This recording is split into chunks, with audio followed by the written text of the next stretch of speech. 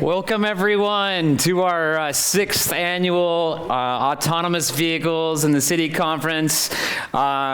It's our first conference back since 2019 when we last did our last in-person conference. So we've got close to 100 people here in the audience, and we have many, many more watching around the world online. So thank you for being here. We have a fantastic lineup today, and our trajectory is going to be talking about some of the work that USF has been doing with some of the real-world deployments that are happening here in San Francisco. And we're going to hear from our partner in that, the people that we've been actually getting some data from, Cruise at the end of the day. But we'll talk a little bit about our work to start off with, and then we're going to hear from a number of other experts. You'll have a chance to talk with them, hopefully out in a little 30-minute coffee talk or coffee time we will have in a little bit. Sorry for those of you online, but next time you'll have to be here for our yummy coffee. But we'll focus on a little bit on where the technology is, how we can synergize to make sure that we uphold the public good, and then we do the best for the best outcomes for our cities. And then we'll talk a little bit about AI and smart vehicles, and we'll hear from companies that are really at the edge of some things called of smart data, of digital twin, of really traffic management. So we'll talk a little more in a highly granular way about the data and the data technology behind things. So I think you're in for a lot of great education and a lot of great information today. But first, I have the pleasure of welcoming our new dean, Otgo. And Otgo, hold on a minute, because I want to tell everyone how impressive you are.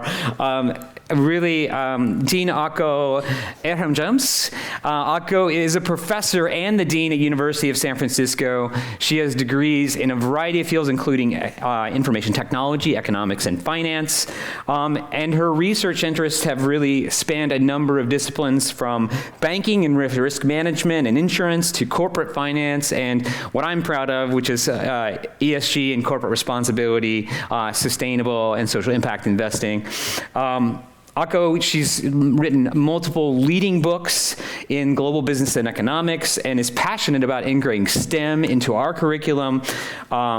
And I think she's really, since she's been here, she's really championed, and over her career, she's really championed addressing grand challenges that we're facing as a planet, as well as kind of thorny and wicked problems that we have to come together for as both public and private sector individuals. So she's passionate about leading this school, University of San Francisco School of Management, towards a focus on ESG and the UN SDGs, which is directly aligned with this event. So I'm so happy to welcome you, Dean Otgo.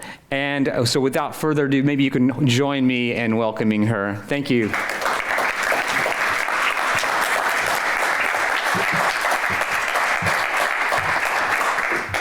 Thank you, Billy. That was very generous. Hi, everyone. Thank you. I'm excited to be here. Welcome to the 6th Annual Autonomous Vehicles Conference. Today we're excited to talk about innovation, entrepreneurship, and building the economically prosperous, sustainable, and just cities of the future. Today you will hear from those developing autonomous solutions and challenges that these new solutions bring. This technology offers great promise in how we can plan and manage the future of cities and regions, particularly in light of the grand challenges and wicked problems our planet faces. Planning for and accelerating innovation that crosses both the public and private sectors is paramount if we're gonna address these issues and achieve the benchmarks that have been put forward in the UN Sustainable Development Goals. And transportation is a large component of how we can help address things like access to employment, food, healthcare, housing, and social mobility. At USF School of Management, we're committed to training the future leaders who will advance the ESG goals that will help address this, providing not only the entrepreneurial and investment approach, but the interface with the public sector, working to shape the infrastructure and the built environment to promote the public good. The Autonomous Vehicles and City Initiative provides that forum, looking at how we can foresee the future of the digital city and discussing the impacts and policy implications, including the new technology, economies and innovation, but also the same issues of environmental quality and climate currently being discussed in Egypt at Climate Change Conference.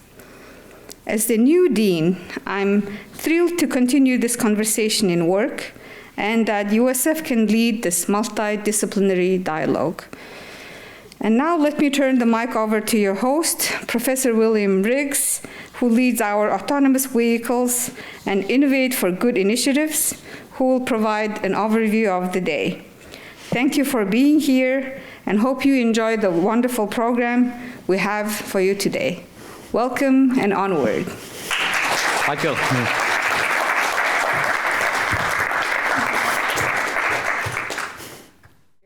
All right, thank you, Argo. And that was a very good, and I think that you framed things really well there in terms of kind of the big picture of where we're going. So I want to invite two of our grad students up now, and what we're going to do is really kind of frame things based on some work that we've done recently with Cruise. Maybe what I'll do is, we're going to have a number of speakers you'll hear from today, and I do want to actually thank, we did have some sponsors, and I'll thank them right now and again at the end, but we have Cruise, Atmos Financial, Waymo, and Planetizen that provided some funding for this conference, and thank you for that. We've been able to provide some nice refreshments as a result, and our live streaming as well. But as we go forward, I really want to frame things by kind of grounding us in what's happening out there. So without further ado, I want to invite Shannon Mark and Nathan Kurkowski up here. So Shannon is actually in our MSEI program, our Masters of Entrepreneurship and Engineering. Yeah, let's hear it for them. And both of them have been working on a research project where we've been evaluating some of the rides that Cruise has been offering in the city. And Nathan is in our Masters of Public Administration program. And so without that further ado, why don't I turn it over to the two of you to kind of explain what we've been doing. Thanks, Professor Riggs. Good afternoon, everyone. As we've touched on, we were very fortunate to partner with Cruise on the pilot program. And basically, the idea was to get autonomous vehicles out into the public, obviously a sample size that we worked with, to see how people would behave when they have access to this as a form of transport. So basically, Cruise, I'm sure lots of people have seen these vehicles around all over the area here. And the idea is that it's a ride share, completely autonomous electric vehicles, obviously providing a transport service to the people of San Francisco. And some big news was in June 2022, this year, they actually received their final permit, which allows them to provide a service of autonomous driving and actually charge a fare for it as well.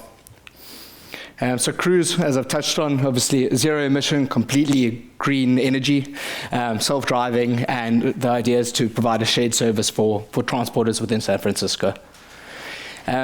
With regards to the permits, it's been a long time working with the DMV and the Public Utilities Commission, 7 years to be specific. And as I mentioned, the big permit was finally received June this year, which obviously paves the way for the entire industry going forward. So just to set the stage, the trial actually operated under the ODD, which is the Operational Design Domain. And the idea behind that is that there's set rules with regards to the area. We refer to it as the dog in the transit community. As you can see, the area itself does depict a dog in shape. But it also speaks about the roads that are allowed to be traveled on, the weather conditions, speed limits, and most importantly, actually the time of day. So the trial was actually operated between 10:30 p.m. and 5 a.m. In terms of our riders, we try to get a diverse group of riders, and that included people living on campus and off campus. Majority of them were actually off campus to give it as realistic display of the general public as possible. So as we would expect, the primary purpose of rides during the day were for things like school, work, and then as you go to the later times in the evening, after 10 p.m., majority of it was for social activities. So in terms of what the current transport that riders were using were during the day it was things like public transport, walking, a bit of driving themselves, and then in the evening it actually transferred to using more of your ride shares like your Lyfts or your Ubers, and then actually driving themselves. The students that we interviewed all made comments that they thought transit connectivity, good service distribution, and taking into account people with disabilities is vitally important in terms of how we introduce AVs as a form of transport service.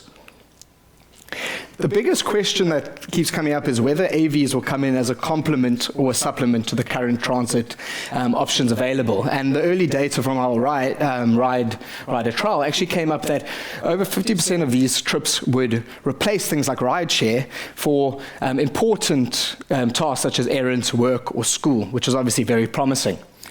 In terms of the riders that we interviewed, 76% of them mentioned that these trips would have been done otherwise. So this is vitally important. We're not putting more vehicles on the road. They would have taken the likes of Uber or Lyft or other rideshare options, with 55% of them actually mentioning they would have used rideshare. So this is obviously very important information in terms of how AVs can be leveraged. In terms of the travel for the autonomous vehicles, as we expected, a large majority of it was for things like social events, because it was obviously in the evening hours. But surprisingly, around about 20% was for things like work, school, errands. It's also really interesting information that we collected. And then I'm now going to pass on to Nathan. Nathan was actually involved in the trial himself. He was one of the riders that participated. So he's going to give a bit of an idea of what it was like being one of the riders on the trial. Shannon, thank you. As you can see here on the graph, we've got quite a few factors influencing people's decisions, with cost being the largest driving factor right now, followed by reliable service. It's going to be there. You're not going to have someone canceling a ride on you, all of those challenges. And then safer alternative. One of my cohorts, or good friends from school, she was relaying some of her experiences, ones I have not had as a male rider. She had shared stories of riding in vehicles with drivers she felt less than safe with. So having an autonomous vehicle transport you elevates that level of safety she'll be able to experience in her life. And then certainly, last but not least, and very worth mentioning, is the don't want to drink and drive. We want to make this world a safer place, and that's a pretty good motivator if you ask me. Sometimes getting out where I live, there's not a whole lot of real good direct bus service, and certainly the fact that cruise vehicles are available is pretty darned awesome. Something I had relayed to Billy in some of our early interviews. Huge fan of the technology. It is a heck of a lot of fun to watch these vehicles cruising around, pun intended right there. Have been watching the industry grow for quite a few years here in San Francisco. All very exciting stuff, and I was as giddy as heck when I had my first ride. Just couldn't take my eyes off of that empty driver's seat, and was just fascinated by all of the processing that had to be happening in the background to literally make that right turn and zip down Geary Street. With that, Shannon, back to you. Thanks so much, Nathan. So just to wrap up, if anyone does have any questions that they'd like to ask us, we will obviously be here for the rest of the day. At that link, you can find a bit more info into a more full report in terms of the rider trial and the results of the same trial. And yeah, that's basically what we've been working on. We're looking forward to continuing our research and our involvement in this whole space. Thanks so much.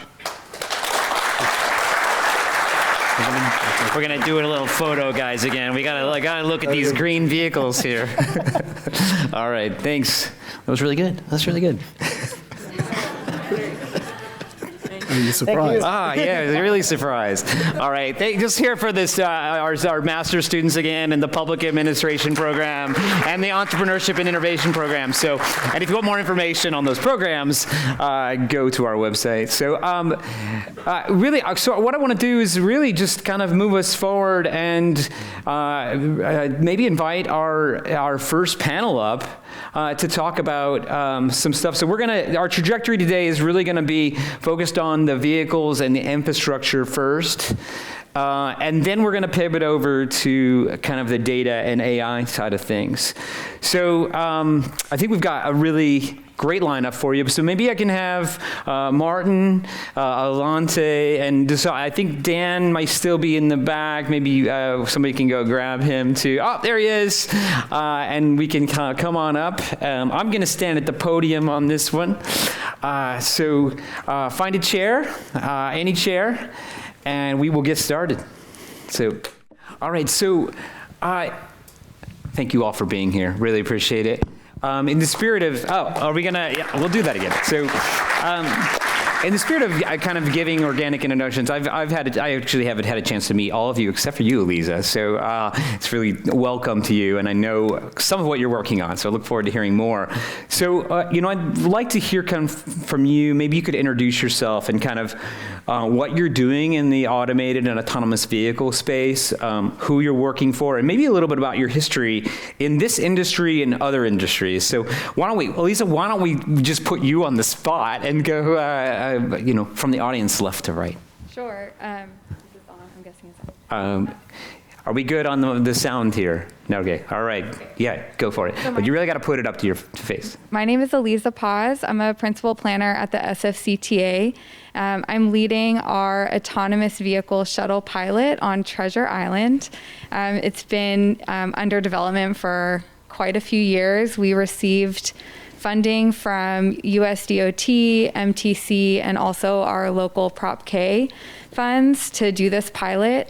It's one of the first applications of a shared shuttle service on public roads in California, so that's really exciting and a big milestone. And it's also an opportunity for us to test autonomous vehicles in a shared, more public environment compared to, the private testing that we see all over San Francisco. The pilot is really focused on data and research, so we do have really clear goals and evaluation processes. And we're also, through our outreach process, we heard from our board the need to understand workforce and labor and education opportunities through this pilot. So we've integrated a partnerships program working with education groups, workforce and labor to understand, how AVs will also bring benefits to workforce and local businesses and, the local community here as well. Before we hand it over to Alante, maybe Elisa, just so we don't acronym it up too much. The SFCTA is great question. San Francisco County Transportation Authority. Yes, we in the transportation we get into transportation speak and jargon quite a lot. So, and then. But how long have you been? Can you tell us how long you've been at the CTA and kind of? Sure. You're a planner there. I am a planner, so I work in our planning division. I've been at the SFCTA for about 2 years. Before that, I was a consultant, so I've worked kind of all over California, parts of the country, parts of the world, doing new mobility and really focusing on mode shift, TDM, transportation demand management. So those are kind of my areas of expertise. Awesome. Hello, everyone. My name is Alante Whitmore, and I'm the director of the Autonomous Vehicle Initiative at SAFE. And SAFE is based in D.C., and we are a transportation policy research organization. And so as a director, I'm responsible for helping us continue to do policy research to create political will for federal policy framework for autonomous vehicles, but also helping to articulate all the social and economic benefits of the technology.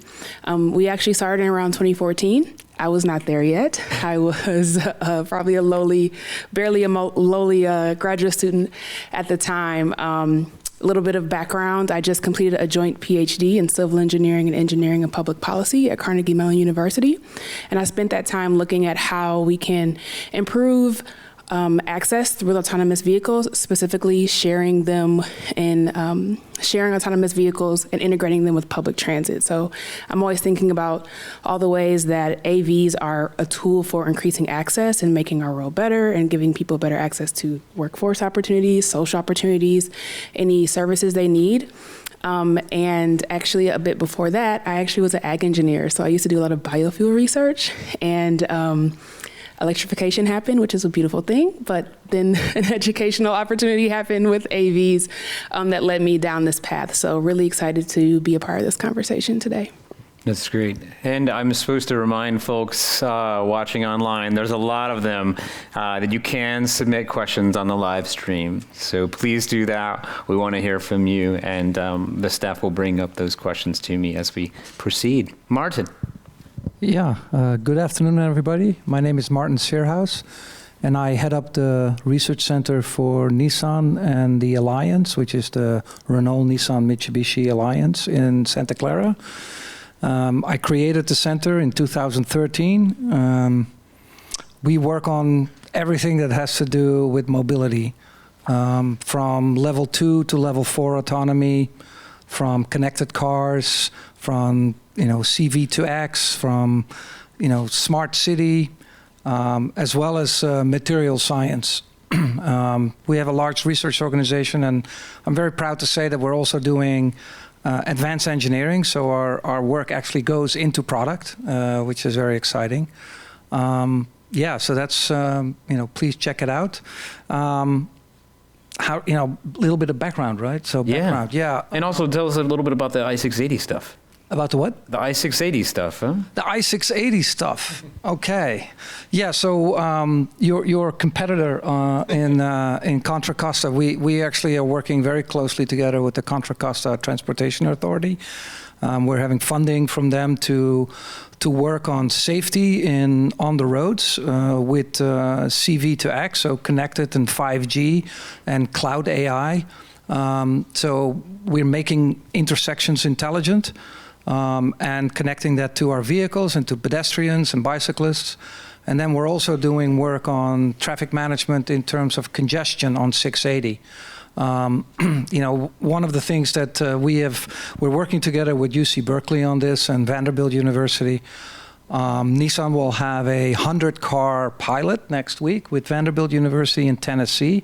And we're actually doing, I would say, a follow-up on this, where we actually say if 10% of the vehicles could be controlled, their ADAS, so their ACC, the autonomous cruise control, if we can control that car with about 10% penetration, we could eliminate a lot of the harmonization on the highways and therefore reduce traffic jams and stuff. And maybe let's come back to that a little bit in one of the questions. Yeah, sorry, I'm going right in there. Diving right in.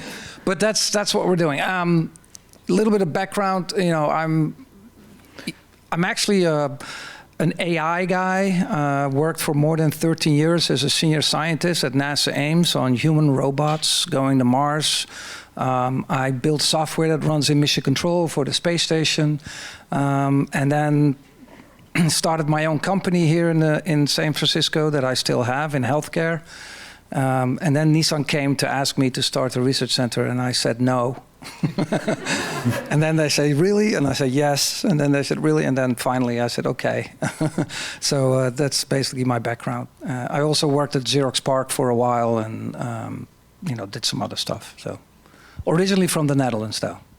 So my alma mater is the University of Amsterdam. So in case go check it out there. Cool city. All right. Dan? Great. Thank you very much.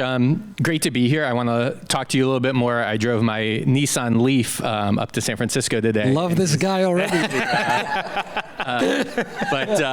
So excited to hear a little bit more about that. Dan Mitchell, I work for Nuro.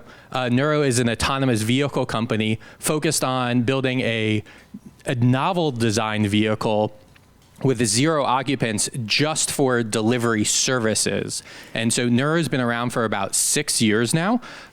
We actually have built and designed the vehicle and have it running as part of our testing operations, as well as deployment with a number of our partners working on delivery services with these autonomous vehicles and technology. Really excited to talk more about one of those use cases. Saw a little bit about the Cruise services, and a lot of people there listed, deliveries or shopping is one of the reasons why they use autonomous vehicles. This is a very specific use case part of that, but we believe it's one of the first use cases that is going to be really widely commercially available to a lot of people. And so that's what Neuro is focused on. My role at Neuro, I work on the city and community engagement side. That means engaging with city governments, local officials, and members of the community about what our vehicles are doing when they test in the neighborhood, how we can all work together to keep our streets safe, whether that's autonomous vehicles or personally driven vehicles, or in fact, vulnerable road users as well. We all share the road. It's part of all of our responsibilities as part of road safety there. As well as, lots of folks have questions about these vehicles, like law enforcement officials. And so working with those specific individuals and groups, specifically about our deployment and testing on the roadways, and how these vehicles can hopefully have a positive impact on the cities and communities where we all live and work. And we should clarify that you, as a Neuro, have one of these said permits to run your vehicles on the public roadways, right? We do, yeah. So we have the permit to commercially deploy our autonomous vehicles, and actually have done so. We have live delivery services happening in Mountain View, California today with 7-Eleven, one of our delivery partners there. And just so because we have a lot of students in the audience, how did you end up at a company called Neuro? So I had a prior career actually doing political campaign work, so was traveling around the country doing a little political stuff. If you haven't yet voted, please go out and vote tomorrow. And then I was at business school at UCLA, and from there kind of launched my career in startups and technology, actually starting a child transportation service, a Uber for Kids type service, where parents could book a ride via app, and we would send over a school bus or a personal vehicle to go pick up those kids and take them to where they want to go. Working with autonomous vehicles is actually a lot easier than working and figuring out how to move a first grader from school to dance class. But that was a lot of fun and helped set me up for success here at Neuro. I did not know that. That's a really cool story. I learned a little bit myself. Well, maybe what I'd like to do to kind of kick us off first is to really focus on kind of where we are with the actual technology. And I feel like maybe to get your all's read, because, and maybe Martin, we can start with you, because you mentioned this idea of your ACC. And so where are we with kind of a lot of these vehicles that are out there on the roads today? And I know, Dan, you can talk a little bit about your accoutrements. We don't have Cruise up here to talk about what they're using on their vehicles from a hardware standpoint, but Prashante may be able to talk about that a little later. But maybe, Martin, you could just start and give us a flavor for how Nissan's approaching the technical challenge of, and maybe we could do a primer for those of us that don't know, how does an autonomous vehicle actually see and know the environment around? It's like the Force, right? Yeah. It's a tough question to answer, I feel always, because there is what we're all working towards, which is the Holy Grail, and Cruise is reaching it, right? With driving in San Francisco, I think a difficult city to drive in. But today's vehicles from the OEMs, from the car manufacturers, are not at that level yet, right? Because there's many reasons for it, but if we start with what we've realized, I would say about 5-7 years ago, is that the technology that we're working on level 4 could actually be applied at level 2 first, right? And that's what you see happening in the industry today. But if you go to level 4, you need to have, quote unquote, perfect vision. And so perception is, for autonomous driving, I think the hard part that you need to, to really solve in order to drive, without a driver in the car. And so the sensors on the car could be LiDARs and cameras and radars, and then you need to have the AI software to observe what you see in the world.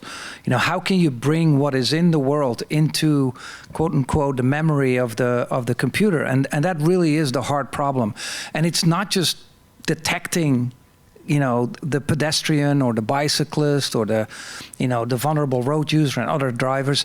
It's predicting what is going to happen in the next 3 to 6 seconds, right? In order to be anticipating what the difficult situation might be and what you do. So perception is all the way from the raw data coming in from the sensors to figuring out what is happening on the road and then predicting what is going to happen. And based on that, now you have to make your right decision.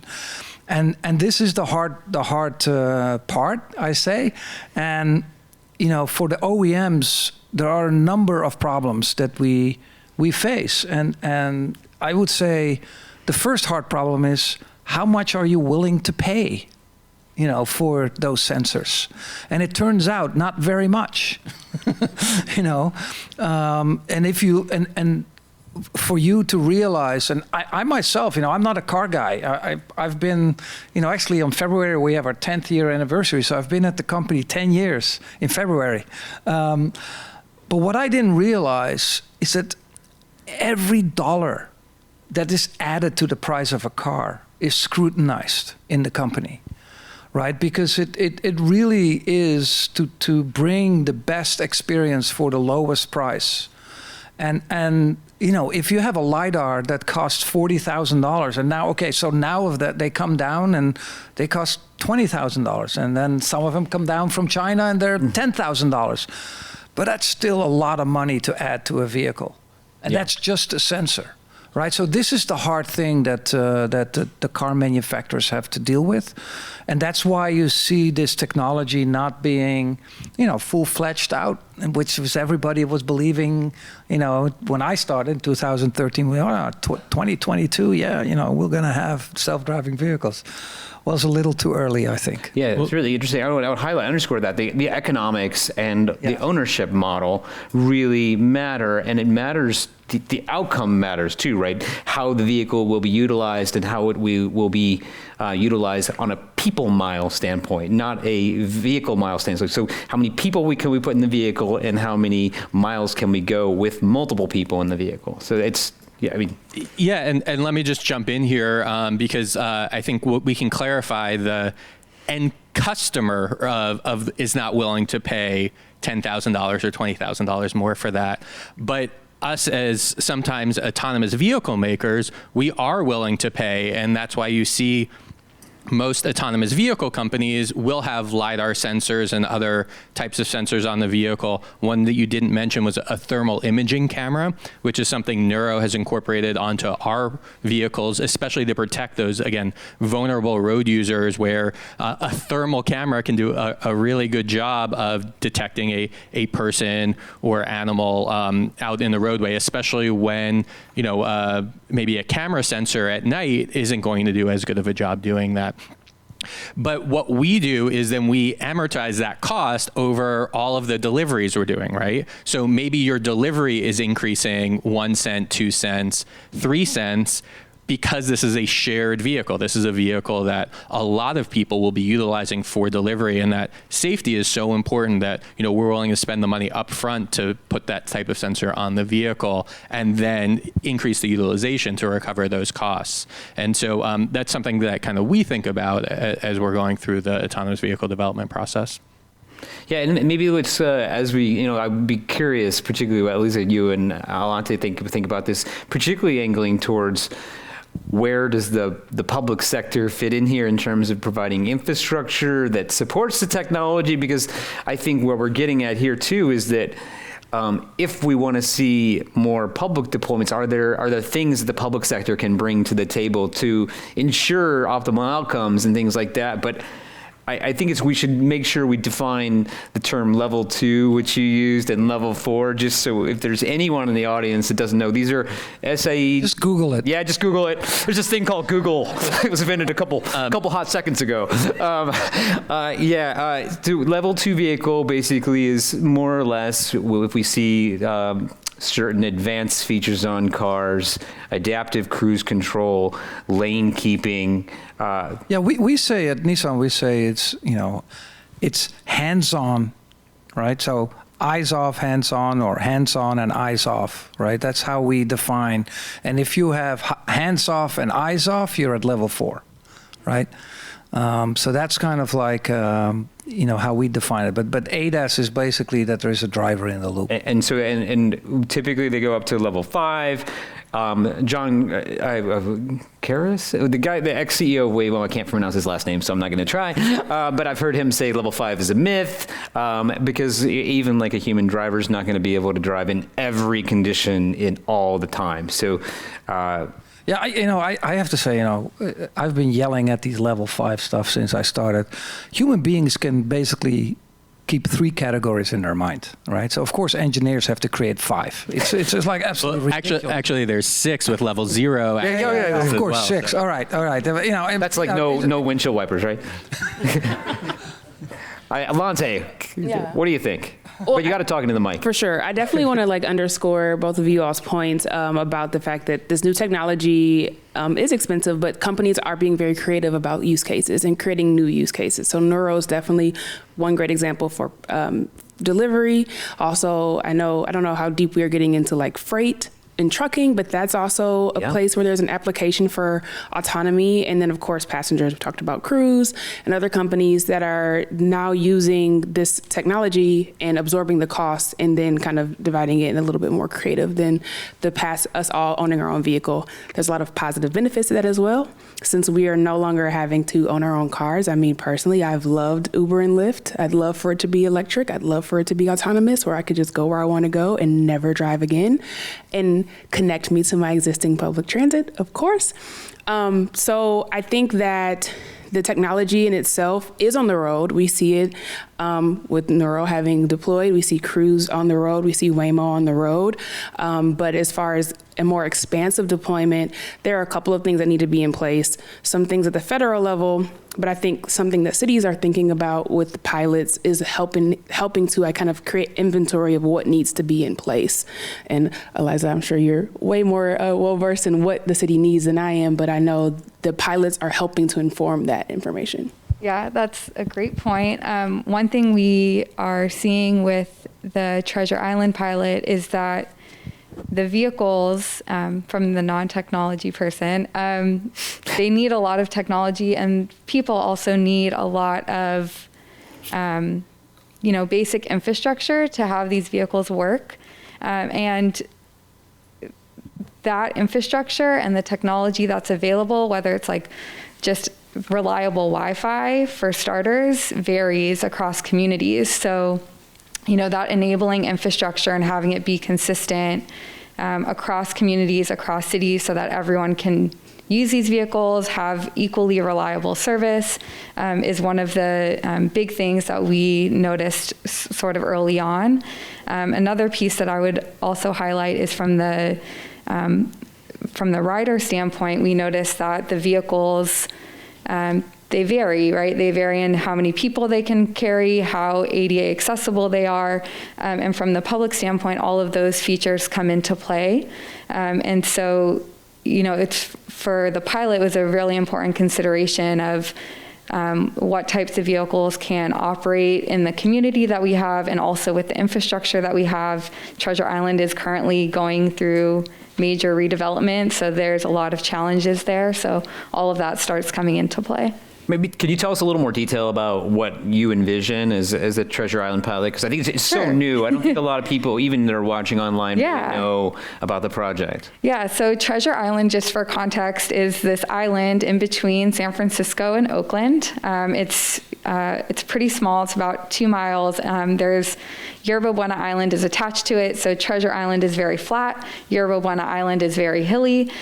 So the pilot that we are working on now is on Treasure Island, so the flat part of the island. It's about a 1.5 mile circulator. It would operate for 9 months, have free rides for the public.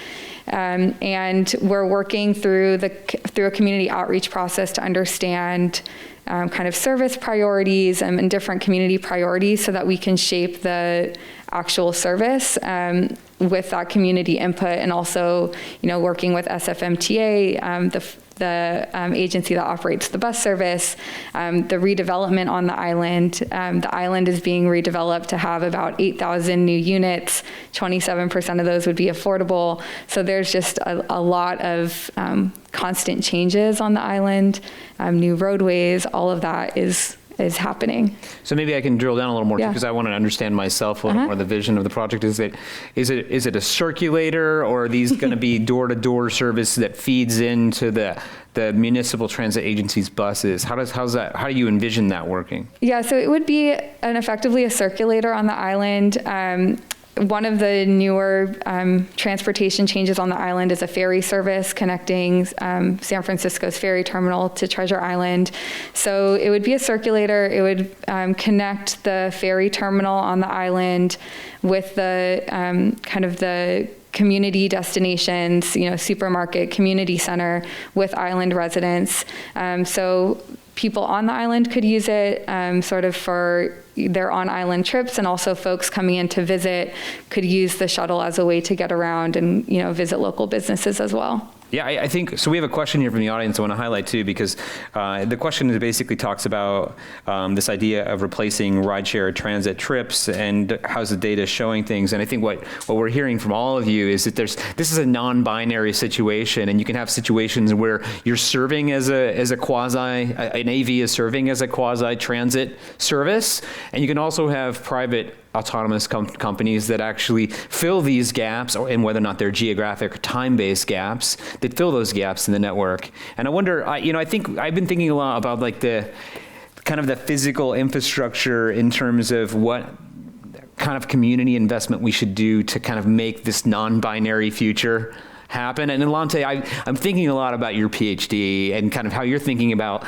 service equity. And I wondered if we could start to tap into that in terms of what kinds of investments do we need to make to ensure that both public and private operators really provide the maximal service to our most vulnerable people. Yeah, I mean, absolutely. So in my dissertation, I literally created kind of like a prioritization scheme of determining where in certain cities is there already an unmet transit need, so latent transit demand, and from that overlaying low-income populations, minority populations, and then prioritizing those areas for service first. Can I stop you first? Because you said latent transport demand, Yes. and this is a very transportation-y term. Can we just pause and Yes. drill down on latent demand? Yeah, and I started with unmet. So same. They're synonyms, I promise. Like just unmet demand, pretty much like if you were living in a neighborhood that didn't have service, but you don't own a vehicle, you need transit, right? Or you want to make a trip, but you don't have a way to make a trip. Exactly that. So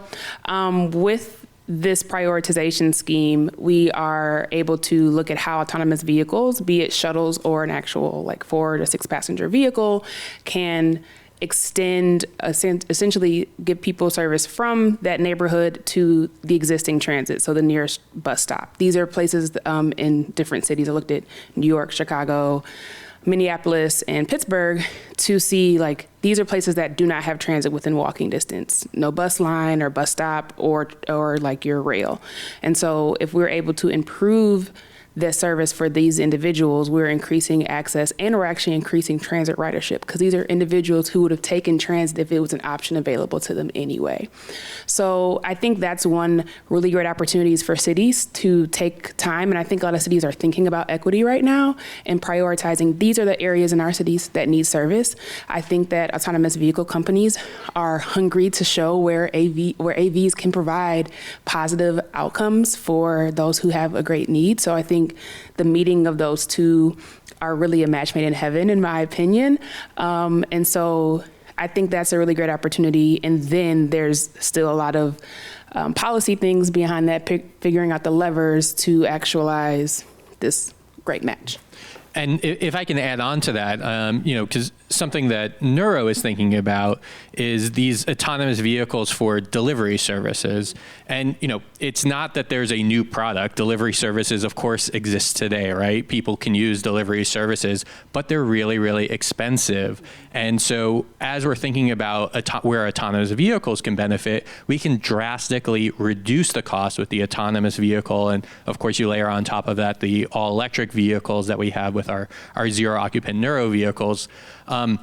You can drastically reduce that cost, making it more accessible to folks that are currently left out of the current systems, right? If you think about the cost of a bus ticket, imagine if you just didn't have to get on the bus in the first place. You could spend that time with family. You could spend that time, with kids or friends. There's so many more things that people would love to be doing than going on that trip to the grocery store, especially if you have to take public transportation or just public transportation doesn't exist. You see people building grocery store shopping lists based on what they can carry, rather than what they actually need. Did you want to add something? Yeah, and I think that's a great point, and I want to expand with even people who live in food deserts, right? Maybe they do have access to transit, but it's a 30-minute, an hour trip just to get groceries.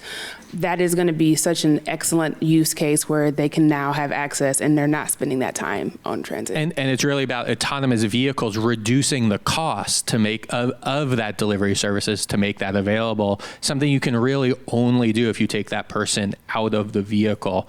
And it's something that working with transit agencies, Neuro's looked into as well, where we have some of our delivery services right now is in Houston, Texas as well, the most diverse city in the United States. And working with our partner Kroger grocery stores there, we actually did a research pilot with Houston Metro, Houston's transit agency, working with them and their paratransit trips. So these are trips where Houston Metro needs to send out accessible vehicle to an individual's house because they can't use existing services as they exist. We'll take them to the grocery store. That trip has to be booked 24 hours in advance. Whether they show up on time is kind of up in the air, but then the person has to go do their grocery shopping and then wait for the vehicle to come back. Again, scheduled 24 hours in advance, that return trip as well, and take them back. That's really expensive for the transit agency to operate, and it's just not a great experience for the customer. And so we actually have conducted a pilot to see kind of how Neuro delivery can fill that gap, how we can perform a really good service for the customer at a really low cost. And it's something that we're really seeing some positive results there. And, that's an impact that AVs can have without any additional necessarily government funding or infrastructure, but just with kind of the widespread deployment. Can I push back a little bit? Is that good? That's not allowed in this That's not forum. allowed? Because I hear this a lot. It's like, oh, it can be so much cheaper. And I would like to see the numbers. Amazon just stopped their delivery service robots. And I know a little bit about it. And it basically is that for 300 robots, they needed 200 people to operate the things and maintain them. And so the economics is just not there. So I wonder how Neuro can do that. And not just Neuro. I mean, so the Cruise has the same problem, right? I mean, maintenance of the vehicles, cleaning of the vehicles. Uber, in my opinion, is a great service. The drivers have their own cars. They're not employees. They maintain their cars. That's not the cost that Uber has. Yeah, and they still don't make money. Although now I hear that they're finally starting to go up a little bit. But so the question I have for these services is how can you make it economically available? It's not necessarily the technology. I mean, what I've found in my own life trying to build a business, it ain't the technology. The technology is not the problem. It's the business model that is really hard. And I just wonder how economics work. Well, I'd like to, maybe you could talk a little more, and let's drill down on the kind of I would say the cost sharing approach that the I-680 project is. When you talked about, so you talked about the ACC, this idea of like this lightweight technology, which we're going to hear. I think Sahas from the next panel can talk a little bit about kind of this idea of harnessing data in existing vehicles.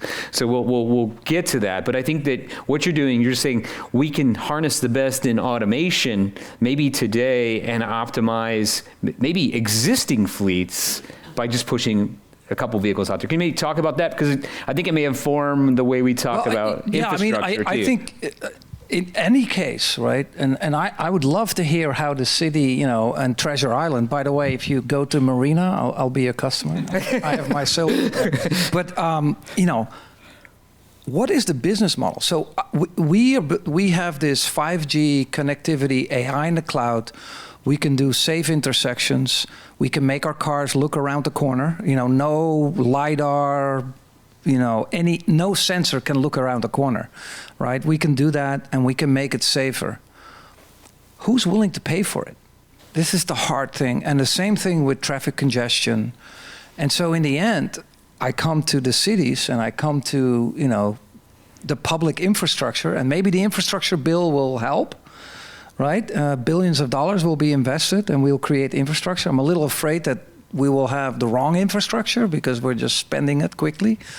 But I mean, this to me is really the hard problem. And this is why the management school, should really try to solve this. So, how can we make the cost in terms of safety and congestion, how can we spread this out that it is affordable? Because I'm not so sure if you have your own car driving on 680 are willing to pay $10 a month for other people to have the benefit for you for not standing in traffic. I don't know, right? This is really a tough issue. The technology is not the issue. Anyway, so we're trying to figure out the business model. What is Contra Costa County willing to pay? What is the federal government willing to pay? Are they going to install the infrastructure or not? Right? This is and then how can we make all the OEMs operate in this model? It just won't work for Nissan. So, I mean, specifically, what type of infrastructure are you looking at for that? Well, so it's 5G connectivity with one of the cell phone companies. It is, Amazon Cloud Services to run the AI and store the data. It is maybe cameras on the, better cameras than they have today in maybe half a mile, along the highway that is sending this data continuously to the cloud. That's the kind of. And this could benefit the entire fleet, irrespective of whether or not if they were automated or not. Well, in terms of congestion, yeah, because if you're not one of those 10% of the vehicles, you still have the benefit. So how do you spread this cost around? Well, yeah, and I think it's difficult. It's a different answer in the European Union and other countries or other areas around the world where those costs are borne differently. Yeah, we have a long-term research collaboration with the Netherlands, the province of North Holland, specifically City of Amsterdam, Schiphol Airport, and the province there. And yeah, in the Netherlands, they have the best, traffic management system with everything is connected. All their traffic lights in the entire country is connected, and they pay that from federal taxes. Right? Yeah. So if you're willing to pay taxes, we can do it. But, go vote. Elisa, do you have any? I just have one piece to add on the infrastructure. We're seeing a lot more of the AVs becoming EVs, and the EV component makes a whole other infrastructure barrier to make sure that there's charging available and accessible. Where to put it, how to pay for it, right? It's like a whole nother layer of the infrastructure question that needs solving. Yeah, and to respond to that or add on to that, it's something that is not going to be a national solution. Nuro with operations in the Bay Area, Arizona, Houston, Texas, now Las Vegas, Nevada, and Los Angeles as well. Each of those different areas have different existing electric vehicle charging capacity needs, what's happening on the ground there. And so, we might need to vary our strategy based on where we're deploying, what resources might be available at the city level. And it's something that, we love to engage with those types of conversations to figure out, how can we work together to build the right EV infrastructure that can be shared and benefited from everyone in the community, in addition to helping with our autonomous vehicles, because back to what Martin was saying as well, that helps reduce the cost, right? The high utilization of vehicles, the high utilization of the EV charging, all of those different things help to lower the costs, and you really want to make sure you're building the right technology and leveraging the right resources to make that work for everyone in the community. Vote.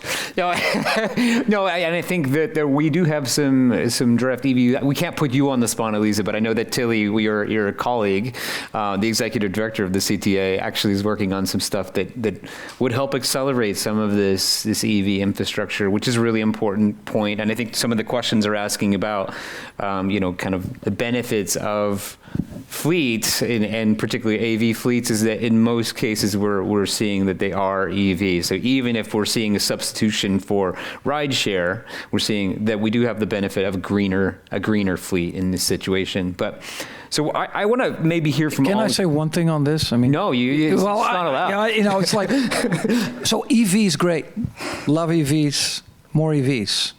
10% EVs and our grid will stop. You won't have electricity anymore tonight, right? So there is a huge issue there that we capacity. Yeah, capacity on the grid is, and by the way, it's not just California. I mean, California has but they have the same problem in the Netherlands, right? And there the EV population is growing drastically and dramatically, and they're already seeing this, and they just, how to solve that problem. So now, you remember we had the Finnish delegation here this summer, and they were asking, not only is it a capacity issue in California, it's an inability to share back.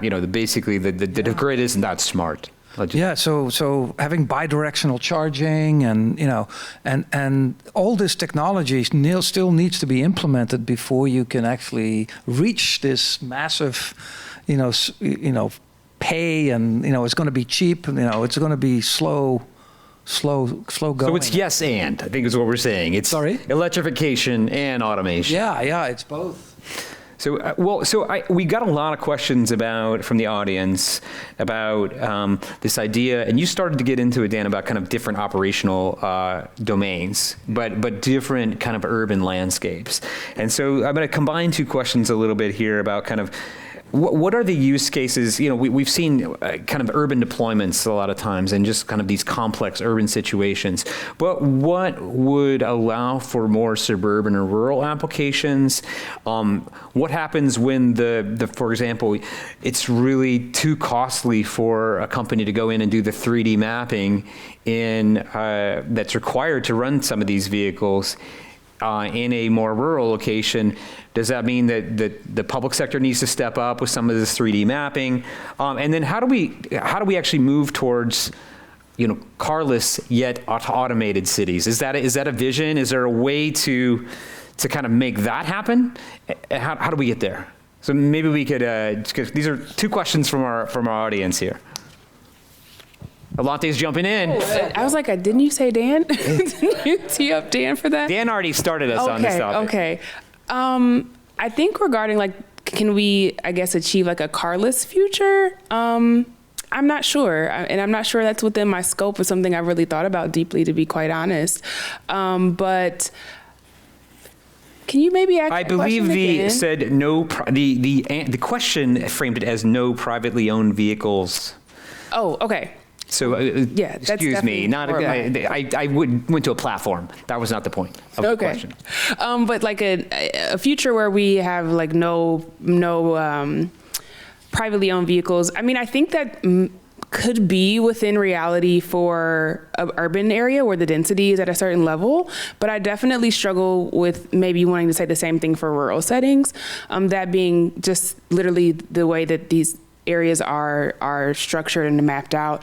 But I think autonomy does potentially provide an opportunity there where maybe there's service to specific services, to specific areas, something maybe similar to the pilot where that's going to like very pointed areas and there's service available that way.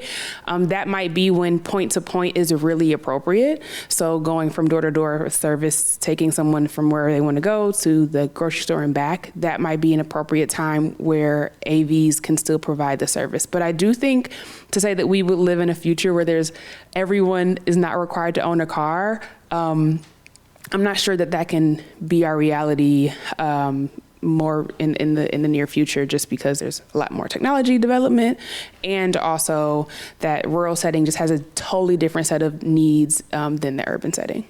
Yeah, and let me maybe continue on what I was talking about a little bit earlier. I'm not going to make a mistake of being on stage and predicting some future out there like some other colleagues in the autonomous vehicle industry have done over the last 5 or 10 years. But, it's looking at what can be done in the short term and what can be done in the long term. And you don't need to give up your big truck right away if that's what you use to go camping, or, the snow vehicle to get up to Tahoe. You don't need to give that up right now, but could you replace that shopping trip that you would normally do in that vehicle with an electric vehicle, with an autonomous vehicle today? And for some people, that answer is yes. And hopefully that will grow and expand. When you look at suburban, rural, urban areas, Neuro has focused right now, at least in the more suburban areas where we feel it's a little easier to operate and we can deliver a really good delivery service to the people that live in, this zip code, and then expand it to more zip codes beyond that. And as we grow and expand, hopefully more people will be able to get those services. It doesn't mean we're doing the wrong thing, the fact that we can't service everyone today. If you think back to where maybe the aviation industry was 100 plus years ago, when they were Orville's were developing the first plane, it couldn't make it over a river, let alone the Atlantic Ocean. It doesn't mean they were working on the wrong technology. It doesn't mean they were, this technology wouldn't at some point become valuable. And it really took, in fact, again, with the aviation industry, airmail, right? The federal government coming in and doing delivery services with aviation industry in short hops. It couldn't make it across the country, but it could make it to different postal destinations. And that started where we are today with the aviation industry. But the aviation industry isn't even done yet, right? With all the companies working on the electric vertical takeoff and landing vehicles, the supersonic, like all of the different stuff. And so the industry will continue to evolve. And I think we're still at the very, very early stages of this autonomous technology. And some people are able to experience the magic of that right now in San Francisco, in the Bay Area, and some of the areas in Houston, in Arizona. And so, it's something that's really, really exciting, but it's not there yet. And we do need a lot more people to come in and help us solve these problems, to have these discussions, to figure out where the right, appropriate deployment of this technology is at the early stages, and then, where do we go from here? I do think it's a choice. Society has a choice. The city of Amsterdam has made the choice. There will be no more cars in the city. There's going to be a boundary, and from that boundary on, you can only have a taxi going in or public transportation. I forget the numbers, but the huge, like 100 and 200,000 housing being built in the city of Amsterdam, no garages, no parking spaces. And this will drive, cities without cars. And then, that doesn't mean there's no transportation. So what they're doing is they're building so-called micro hubs, micro mobility hubs, in about... Say it in Dutch. What's it? Because I love this word, mobility hub. I don't even know. Yeah, okay. I can't pronounce it either. I think the Dutch way too guttural. Micro-mobility hub. Mobiliteit. Yeah, but anyway, but they're going to do about 100 kilometers out of the cities. There's rural areas. There's, they have great public transportation there, but it's still hard for people to come. And so they take the car to come into the city. So they have these small hubs. Autonomous shuttle services will bring the people from home to those hubs. From there, you can take a train into the city on the edge. Then you can take a subway or you can take a tram. So it's possible. You just have to decide that's what you want as a society. And I think if you want that, you can make it work. I mean, that's just my opinion, but we'll see if Americans want that kind of society. Well, I mean, Alante, were you going to chime in there? I saw you.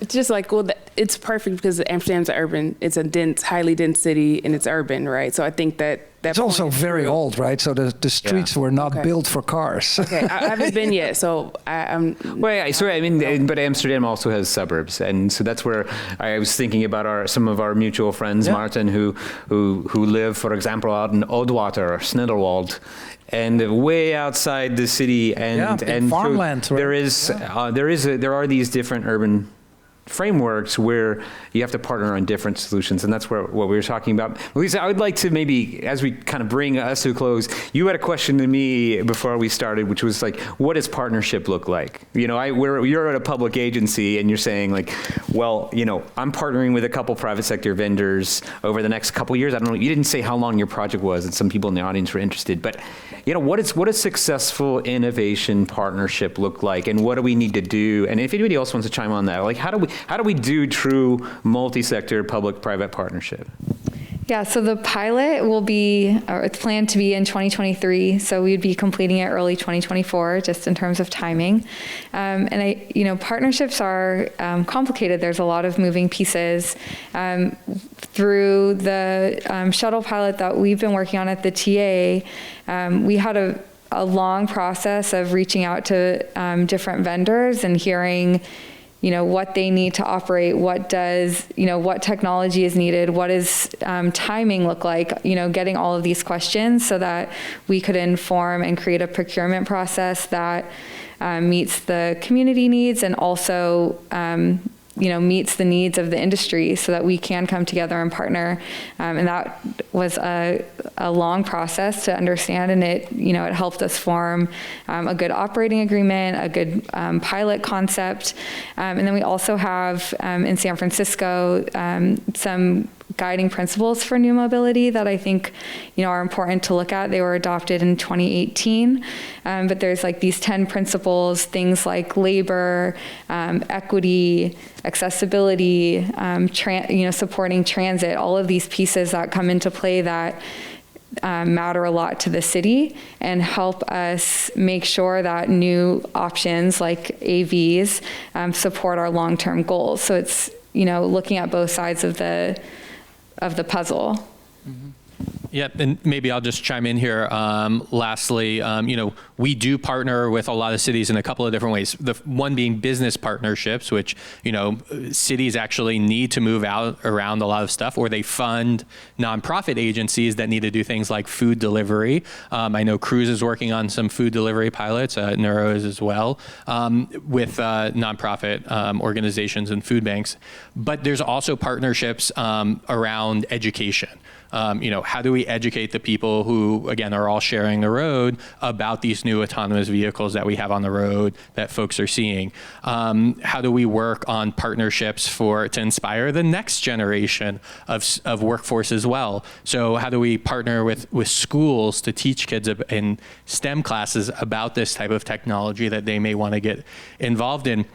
And then, on workforce development side as well, Neuro has a partnership with one of the community colleges on the peninsula, De Anza College, where they have a great automotive technician program where they, you go through and you get a certificate to become an auto mechanic. We worked with them to develop an autonomous electric vehicle technician pathway program and certificate. So that way, students that are going through this program are excited about automotive tech careers can actually layer on maybe a computer science course or two and specialize in working on these autonomous electric vehicles to help maintain the vehicles that are going to be out on the roadway. And so, there's a variety of different types of partnerships beyond also the business partnerships where, we can all come together to work together on this. Yeah, I would, say that I think every industry, the OEMs, right, they're very much willing to work together with policymakers and with cities and government agency.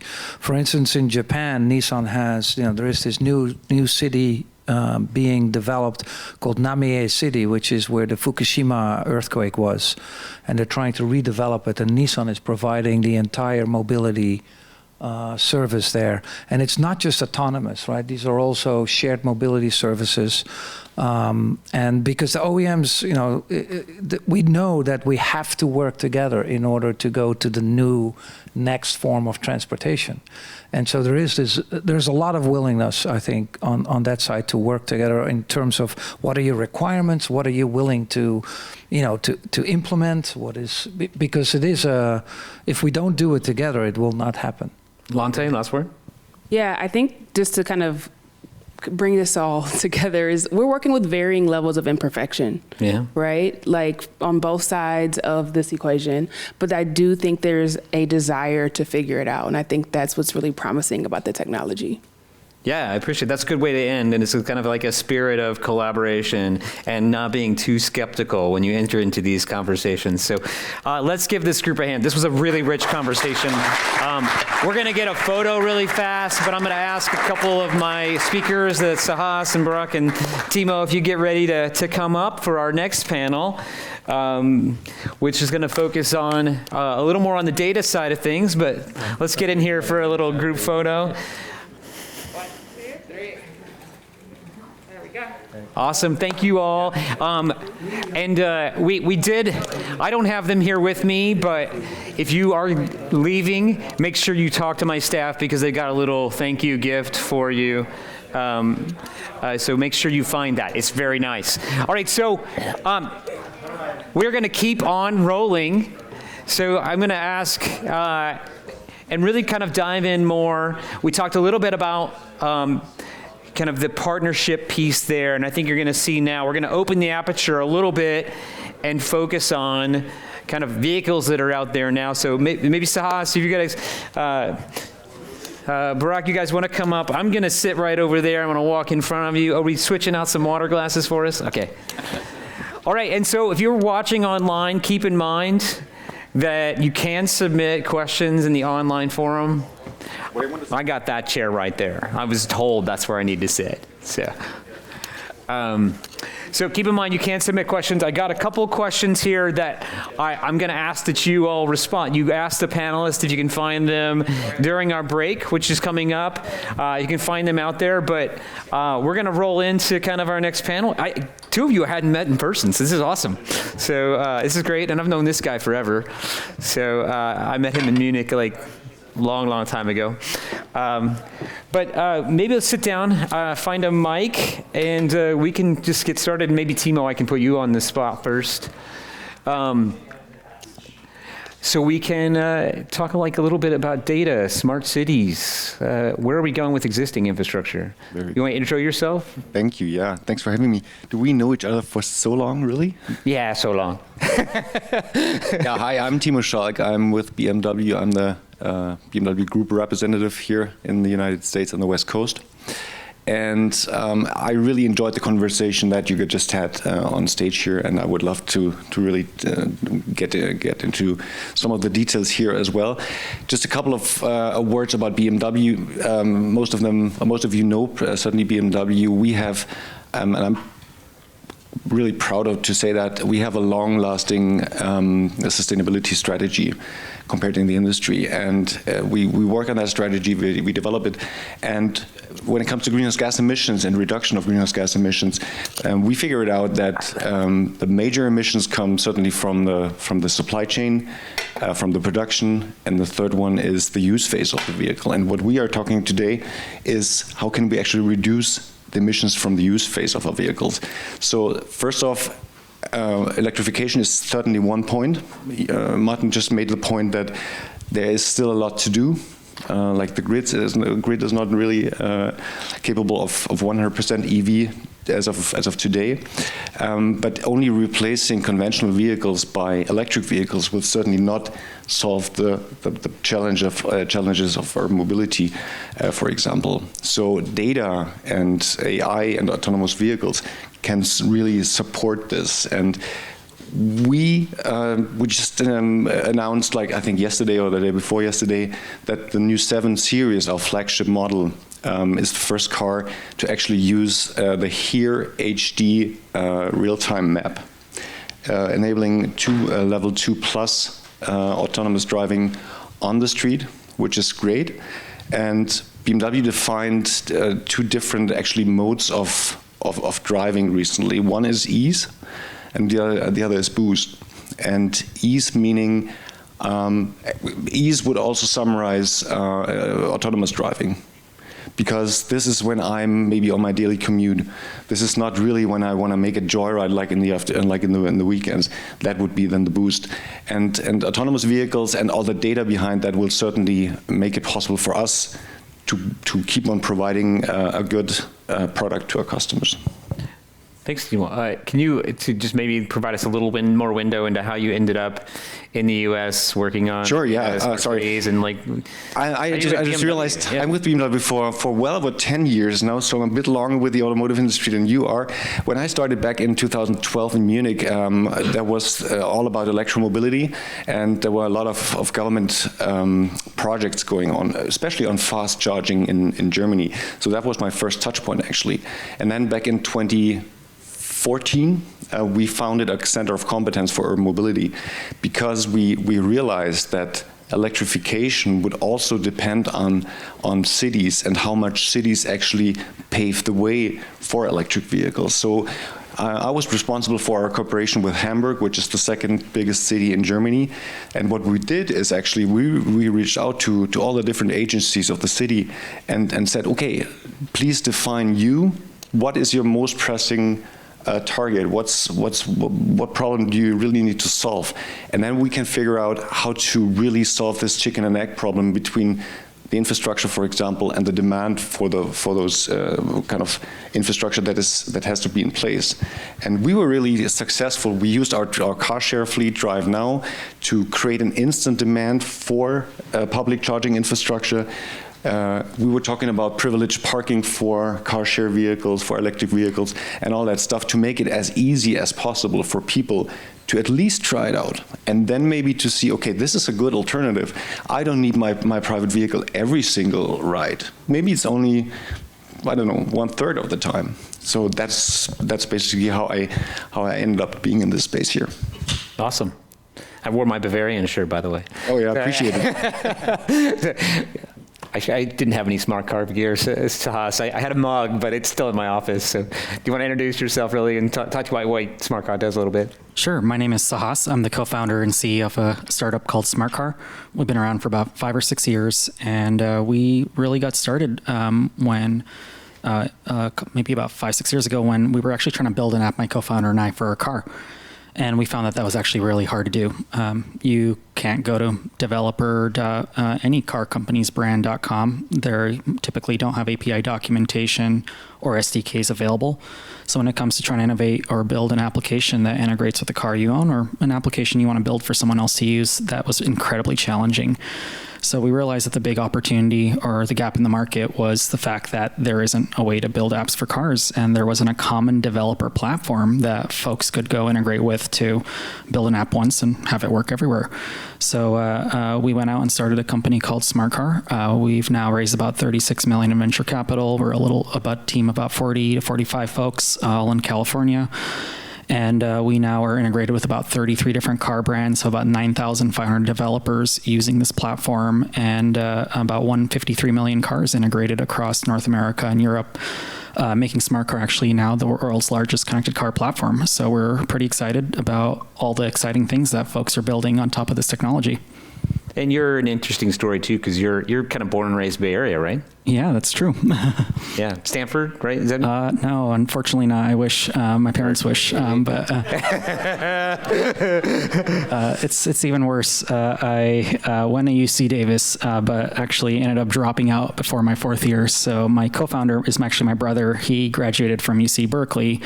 So usually at the family get-togethers and parties, they would act like I didn't exist since I didn't graduate, and he was the proud one that always had the college degree. So that's a little bit about I'm glad we got there. I've heard this little narrative before. It's fun. So Barack, why don't you tell us a little bit about yourself? Yeah, sure. Oh, do we have a dead one? Does this work? Oh, maybe switch. All right. We have Pink. Hello? Yeah, All right, Pink. good. All right, so yeah, I'm Brock. I'm a partner at Autotech Ventures. We are an early stage venture capital firm. We have close to $500 million asset under management, and we are on our third fund, which is $175 million. And our sweet spot is seed and Series A stage startups, and we only invest in ground transportation, mobility-related startups. And we invest globally, and within that, we do EVs, AVs, manufacturing, supply chain, logistics, repair, insurance, the whole value chain within mobility. And how does one end up in a VC role like yours? Because I think we have a lot of folks in our master's program interested in like that pathway. And how do you end up in that Very space? indirect, very windy road. So I studied electrical engineering at Caltech, graduated back in 2004, and did actually engineering. So I work for a manufacturer of heavy haul locomotives called Electromotive Diesel in Chicago. And it's actually funny that, like, I remember that back in the day, the locomotives were also sending data about their, status and the fuel level, this, that. And we used to do that with text messages. So back in the day, like, your data connected with was text messages from the locomotive. Anyway, so I did that for several years, then management consultant, marketing and sales strategy. And then I got my MBA from University of Chicago.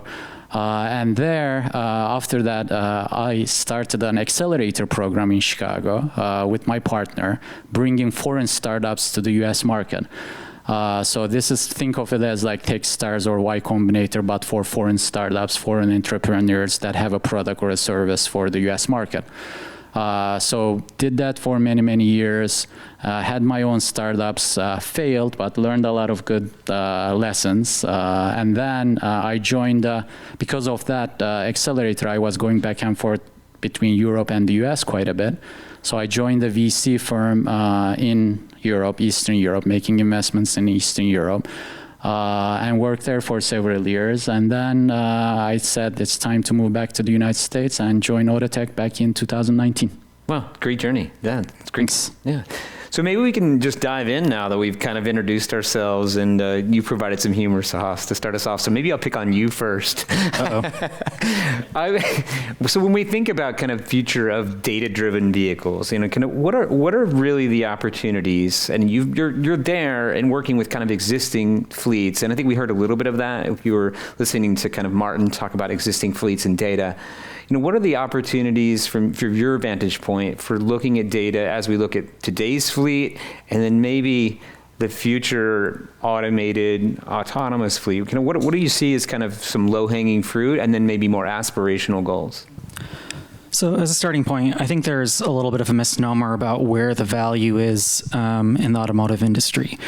There's a lot of folks keep talking about data, and we've heard the phrase like data's the new oil, and first off, that doesn't make sense to me when we're going electric, so that's a really strange phrase that the automotive industry really likes to use. But the second piece I'd say is we think, kind of like we're in San Francisco, so great analogies, maybe the gold rush. There's a lot of folks who came out here thinking gold is a big opportunity, but the value layer ended up being in the shovels and picks, Levoice, everything else that came along, rather than the gold itself. So when it comes to automotive, there's been a lot of enthusiasm misplaced around the data itself, in my opinion. But rather where the value is in the developer tooling and layers that enable software creators and developers to actually go integrate with cars and build applications that actually create new experiences and value for people who drive those vehicles. So, and the data itself, in our opinion, does not belong to the OEMs. It does not belong to your insurer. It does not belong to the government. It belongs to the vehicle owner. And that's been another piece that strange in every industry. It's pretty clear who owns the data, but the automotive industry, in my opinion, is the one place where, for some reason, there's still some lack of clarity around it. I want to go there, but can we wait to go there? Because I want to go there too. Because there's more I want to unravel there on who owns the data. But maybe, Mr.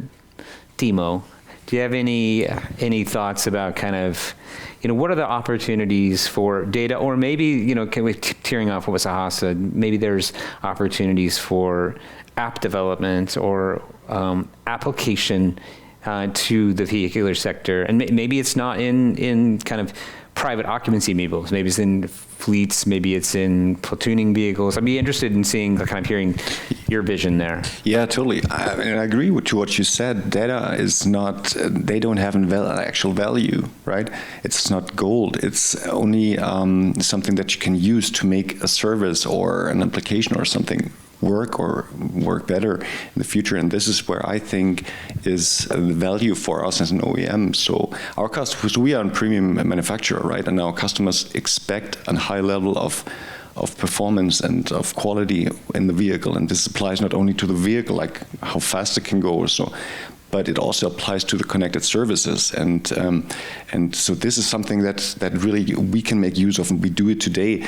We add layers to our cars, like black eyes warning, just to mention one, or emergency call is mandatory in Europe, and we had it like 10 years ago in every single vehicle. This is how data and the access to data and the sensors and all that can make it actually better. Personally, I believe that the big transformational thing, the big disruptor will be pooling services in cities, but also in rural areas, and that data, predictive data and AI, that this will make it possible for the service providers to actually run and operate the service. This is, I guess, the big game changer. And does BMW develop a lot of their software in-house, or would they contract with others, or maybe provide stuff that would actually work? Yeah, good question. Well, we do both. We have like 15,000 engineers in Munich where we run our R&D center, but we certainly also need. We had a cooperation with Mobileye a couple of years ago, right, to really understand, because BMW is comparably, like, to you guys, we are super big, but compared to Nissan, we are maybe not that big, or Toyota or so, right? And so we need to find the best possible way for us as a medium-sized OEM how to actually deal with the costs that are certainly really not irrelevant, right? And we have to invest into electrification, at the same time into automation, at the same time into data security, and then we still have these minor trade issues and supply chain issues right now. So that's quite a lot at the same time, right? And we need to figure out who are the best partners for us. Might be a company like yours, but might be also another manufacturer like Mercedes. Well, and it's also, we have to recognize that a lot of these traditional larger OEMs that started as more or less family companies necessarily take a long time in their decision cycle. From a managerial standpoint, they are a little more less nimble many times, and that's not that can be an asset, but it also can be an impediment. And I said that you don't have to, but I think we saw when we had our students over in 2018 and working with you all on strategy, they were throwing out some ideas that were pretty radical. And I think it was maybe hard to foresee some of those futures they were anticipating then in 2018 when we weren't, things weren't pivoting so hard to ESG outcomes. Well, we are in a good situation that 46% of our shares belong to one family. So, and they really give us kind of freedom to not only look into the next quarter and the figures of the next quarter, but to really make this long-term decisions, which is great. But still, 53% or 54% is of the shares are, I don't know, globally distributed somewhere, and those people, of course, also expect their return. So the business case discussion that you had in the previous discussion, I can hear that. Maybe, Brock, do you have any thoughts in terms of kind of where the opportunities are here in terms of, and you would think about it from an investment standpoint, Yeah, absolutely. So I think, when you think about data, I think there are like multiple layers of that. One is the obvious one, like the data from the car. And both of you guys are a good example of that, and I agree 100%. The data in itself is and will be commoditized. It's more about what you do with that data.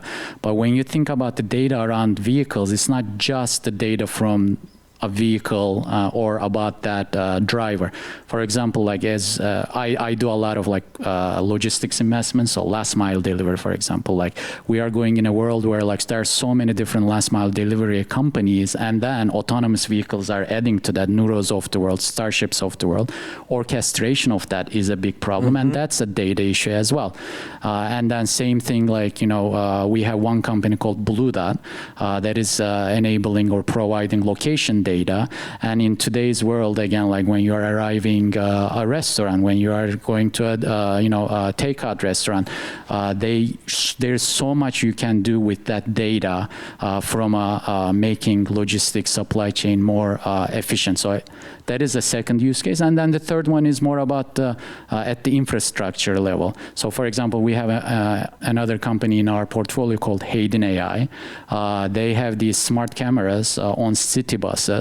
And as the city buses go around the city, they are able to detect bus lane violations, bus stop violations. And again, that's another use case for data and helping cities use that data to manage the infrastructure more effectively.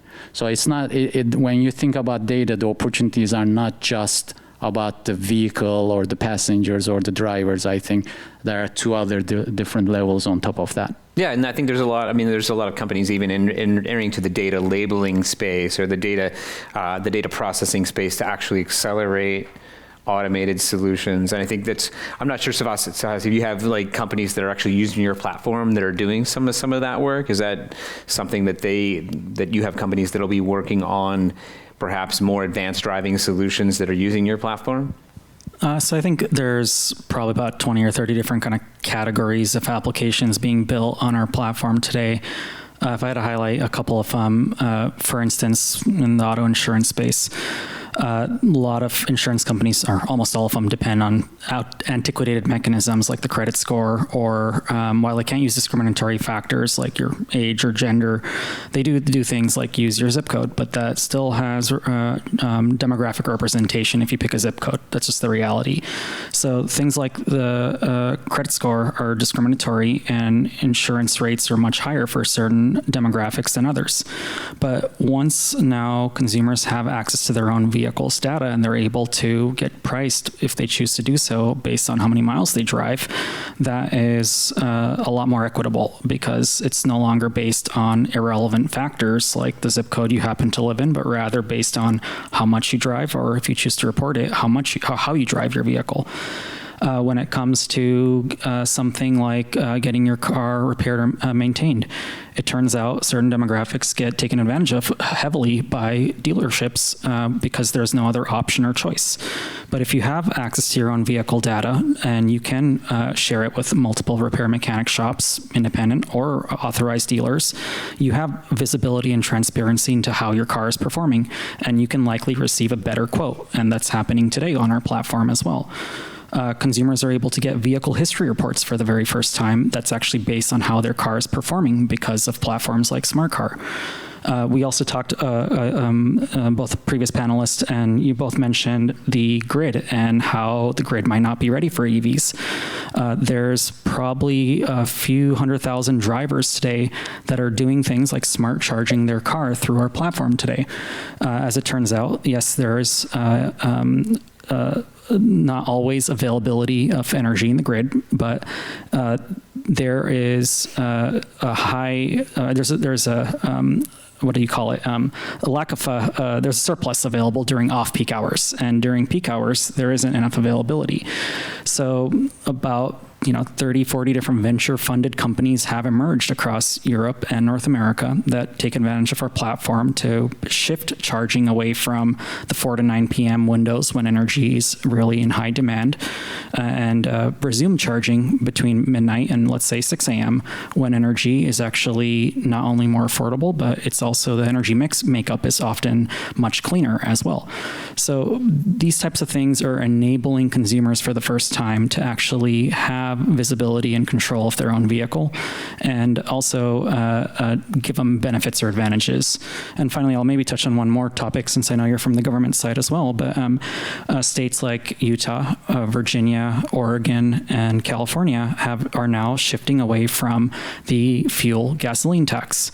Rather than taxing drivers based on gas, they're taxing drivers based on the number of miles they drive. And rather than charging a very high EV registration fee each year, which disincentivizes people from purchasing an electric car, they're rather providing a variable rate based on the number of miles you drive. All of those states that I mentioned are using Smart Car's platform today to let drivers report their mileage, and they can get an invoice based on how much they drove rather than a much greater flat fee, registration fee each year. And these are the types of things that are giving consumers more control, power, transparency, and privacy over their own vehicle data. Yeah, that's great. And then I think, I mean, when you talked about that last year, so I'm glad you brought that up, and we were able to have a more rich kind of in-person discussion. And one of the things that I want to kind of talk to you about is kind of this idea, and maybe we could, you focus a lot on kind of smart cities infrastructure with a lot of what you do as well. And it'd be interesting, come back to you, Sahas, and just hear kind of if there's interplay with some of the apps that are coming up in your platform between the type of infrastructure and IoT infrastructure that we're seeing deployed in cities by public or private vendors. And it sounds like Hayden is one of those. But I mean, so what is the kind of the smart city strategy from the BMW perspective? Is there infrastructure that you're putting in place or you're wanting to see in place? And it can be a European perspective if you want, but I'm just curious what your vision there is. Yeah, okay. That's several questions. I will start. First off, you said, please don't get me wrong. I did not say that the grid is not ready or will not be ready. I'm just saying there is a lot we need to do. And BMW and PG&E started a project here in California called Charge Forward that exactly does what you just described. Aligning people's charging demand to the supply of renewable energy to make some peak shaving. That's first. And second, what you said, Billy. What we tried in Hamburg and what I mentioned earlier, and in Berlin and other cities like Rotterdam, also in the Netherlands, is something that I want to try here in Los Angeles as well. So we use data that we have from our vehicles that are on the road, but we also conduct surveys to determine how people actually interact with their vehicle. And the reason why we do that is that we understand that there's different reasons why people use their private vehicle, and there's reason why people use or don't use the bike or the public transit or I don't know, whatever, right? This ranges from accessibility to costs to safety to, I don't know, whatever you can imagine can be a reason why people do or don't do this.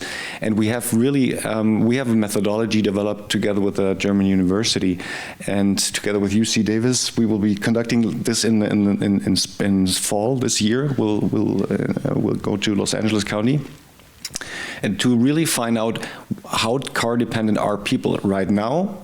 Probably very car dependent, because in Los Angeles you don't have much alternatives in many places of the county.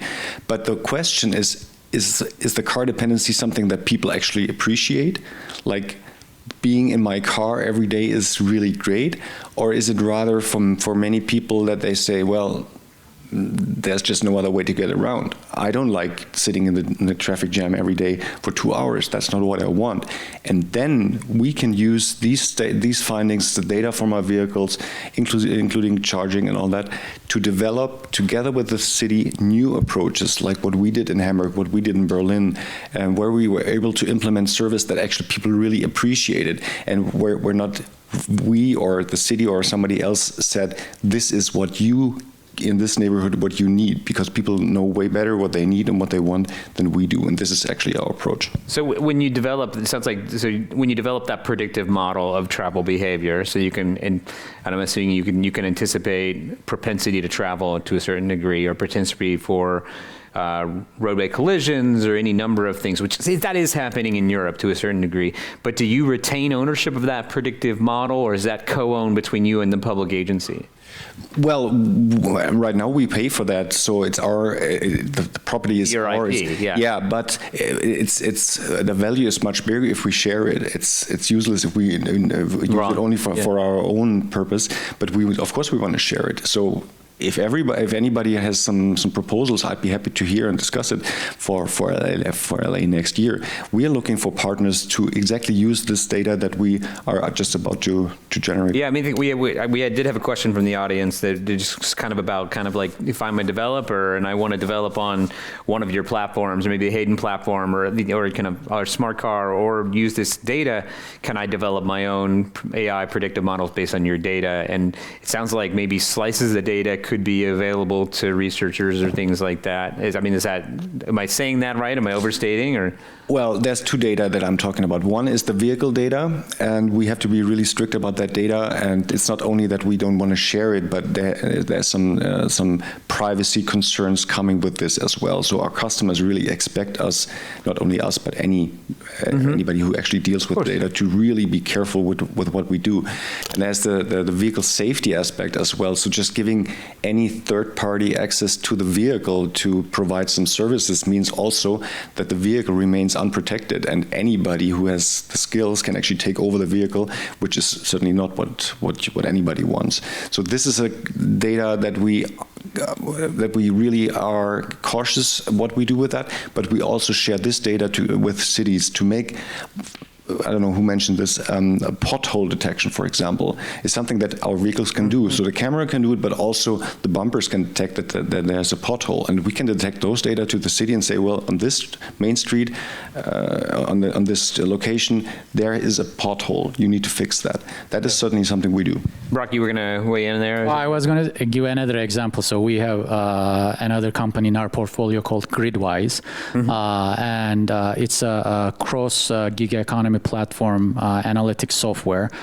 So as a gig economy driver, you are using Uber one day, Lyft or DoorDash, you are using multiple platforms.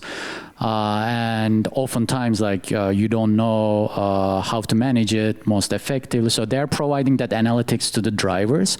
But as a byproduct of that, they have amazing data across all the drivers and across all the platforms. So any given place, they can clearly see what the market share of a specific platform is, or where are the hotspots in the cities are, and they actually monetize that data. And they also share it with universities. So for a research project, they share it with gig economy platforms, but they also share it with charging networks. For example, where to put your charging stations based on this gig economy activity.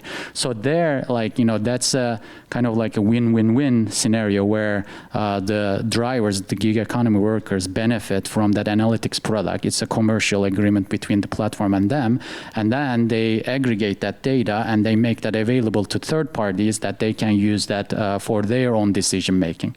So if I'm a city and I want to kind of provide data that facilitates innovation for one of your companies, Barak, or maybe for a developer that's working on your platform, Sahas, what kind of data is most useful for me to provide into those kind of ecosystems? Well, we ourselves don't store any data. We have no data at Smart Cars, so we don't provide anyone with data because we have none to provide. But what we do enable is let consumers, if they choose to do so, access their own vehicle data and bring it into the products and services that they choose to use.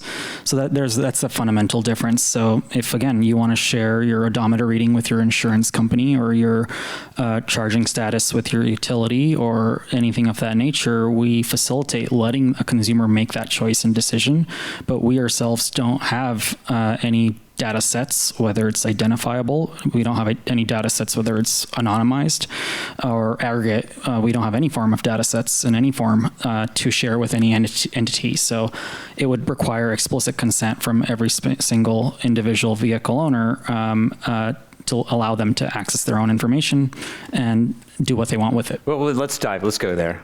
What about this interplay between consumers and their rights to their own data? I mean, because how should companies and developers really be thinking about that? Sure. So, so let's see, in the audience here, how many of you have owned a point-and-shoot camera? Raise your hand, or DSLR, smartphone, whatever it is. Okay. And how many of you, raise your hand again, if you believe that that photo you took on your camera should belong to you, that you own the rights to it? Pretty much everyone. And then let's go over to like some sort of software service. How many of you use Microsoft Office or Google Docs? Perfect. If you wrote an essay, a book, you published something, raise your hand again if you believe you own the exclusive rights to what you wrote in that product or service. That's pretty much everyone again. So whether you sell that photograph you took on your phone or camera, whether you publish a book that you wrote in Microsoft Word or Google Docs, there's no expectation that you pay Google or Nikon or Canon a fraction or all of what you make when you do commercialize that item. But yet when it comes to your car, there's still often a chief data monetization officer in a lot of OEM organizations who believe that where you drove, when you drove, how you drove, when your car needs diagnostics, when it needs maintenance, is their information. And they're trying to sell or aggregate or anonymize that, whether it's for cities, dealerships, repair mechanic shops, whatever it might be. So that's what we're talking about here at SmartCar. I think we should also say cities want that data too. And yes, cities should be able to get something, but again, if there is a consumer who chooses to participate in it, they should have that right to that privacy as well. And that's also part of why we're pretty excited about things like the American Data Privacy and Protection Act that is making it reinforcing that consumers have privacy when it comes to their own vehicle data, as long as, in addition to any other type of consumer electronic device that they may own or operate. Agree, disagree, thoughts? Well, my view is slightly different. Of course, you are right that once you have the vehicle, you own also the data. The question is what you do with that data. And if you, as a customer, give consent to the insurance company that they can determine your driving style and make your, your insurance rate higher or lower, that's certainly up to you, and we allow this. The only thing is that the insurance company will not get direct access to the vehicle, but will have to go through the cloud, which is not a big problem, I guess.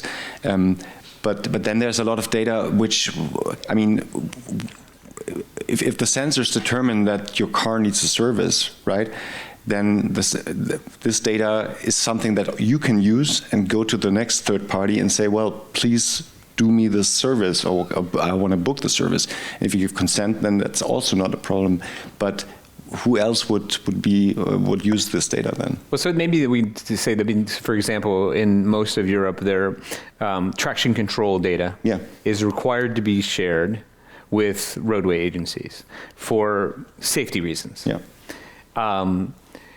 Should people be, for the public good, should people be able to opt out of that? Or should they be automatically, or should they opt in? And so maybe there's some policy mechanisms in terms of opting in, opting out, or some aggregation type strategies. So I think maybe that's a more fair comparison in terms of like something that you already are participating in. Well, personally, I'm not that hesitant to share certain data if the company I'm sharing it with is trustworthy, and I think that is one of the secrets that we as an industry that we have to keep our word, and that we have to. There have been so many bad examples in the future of what happened to the data that people actually gathered and used and sold and even influenced public elections and all that. So this is really bad for all that usage. If I would be a customer, I would not opt out that my vehicle traction data is sent to a public agency. But if people want to do that for whatever reason, they should be able to. Barak, any thoughts? I think, of course, like consumers' data is their own data, but there are different, shades of gray, like, in your example too, with Microsoft or your phone, there are also like, crash reports, but still like, you give permission if you want to share that crash report with the developer. But, that's, for example, similar example of like with the car data. There are so much you can do with that data that is beneficial for everybody.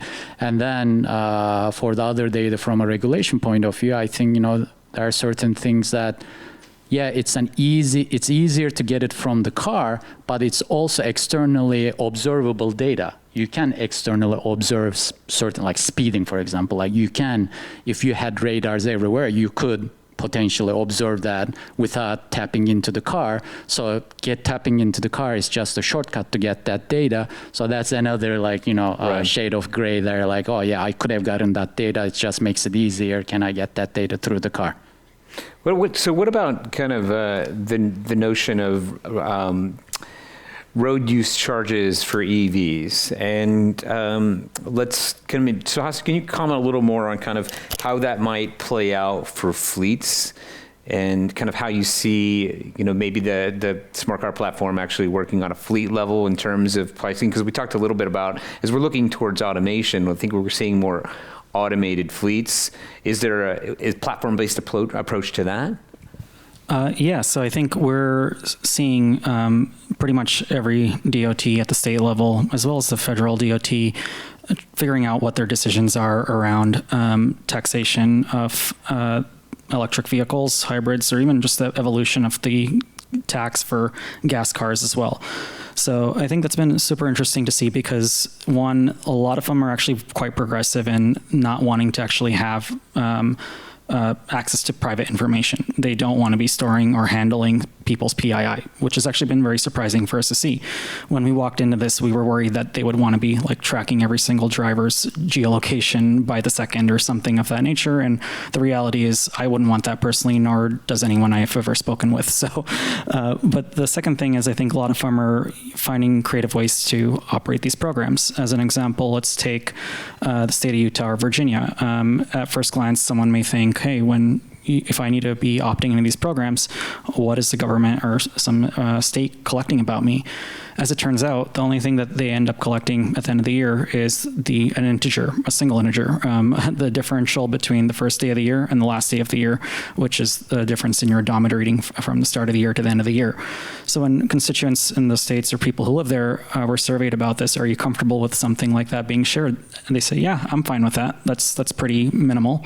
It's clear to me exactly what's being shared. It's not what day I drove, what hour I drove, where I drove, when I drove, or who was in my car, or anything of that nature, but it's a really simple mileage that was transmitted and stored, and that's it for my invoicing. And once that invoice is complete, they even toss that piece of information.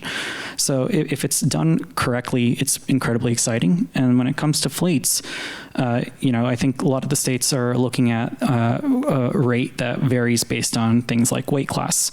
If you have a lightweight passenger car, you may get charged this many cents per mile. If you drive a much heavier vehicle, which causes more wear and tear on the roads that you drive on, then you pay a slightly higher rate per every mile you drive.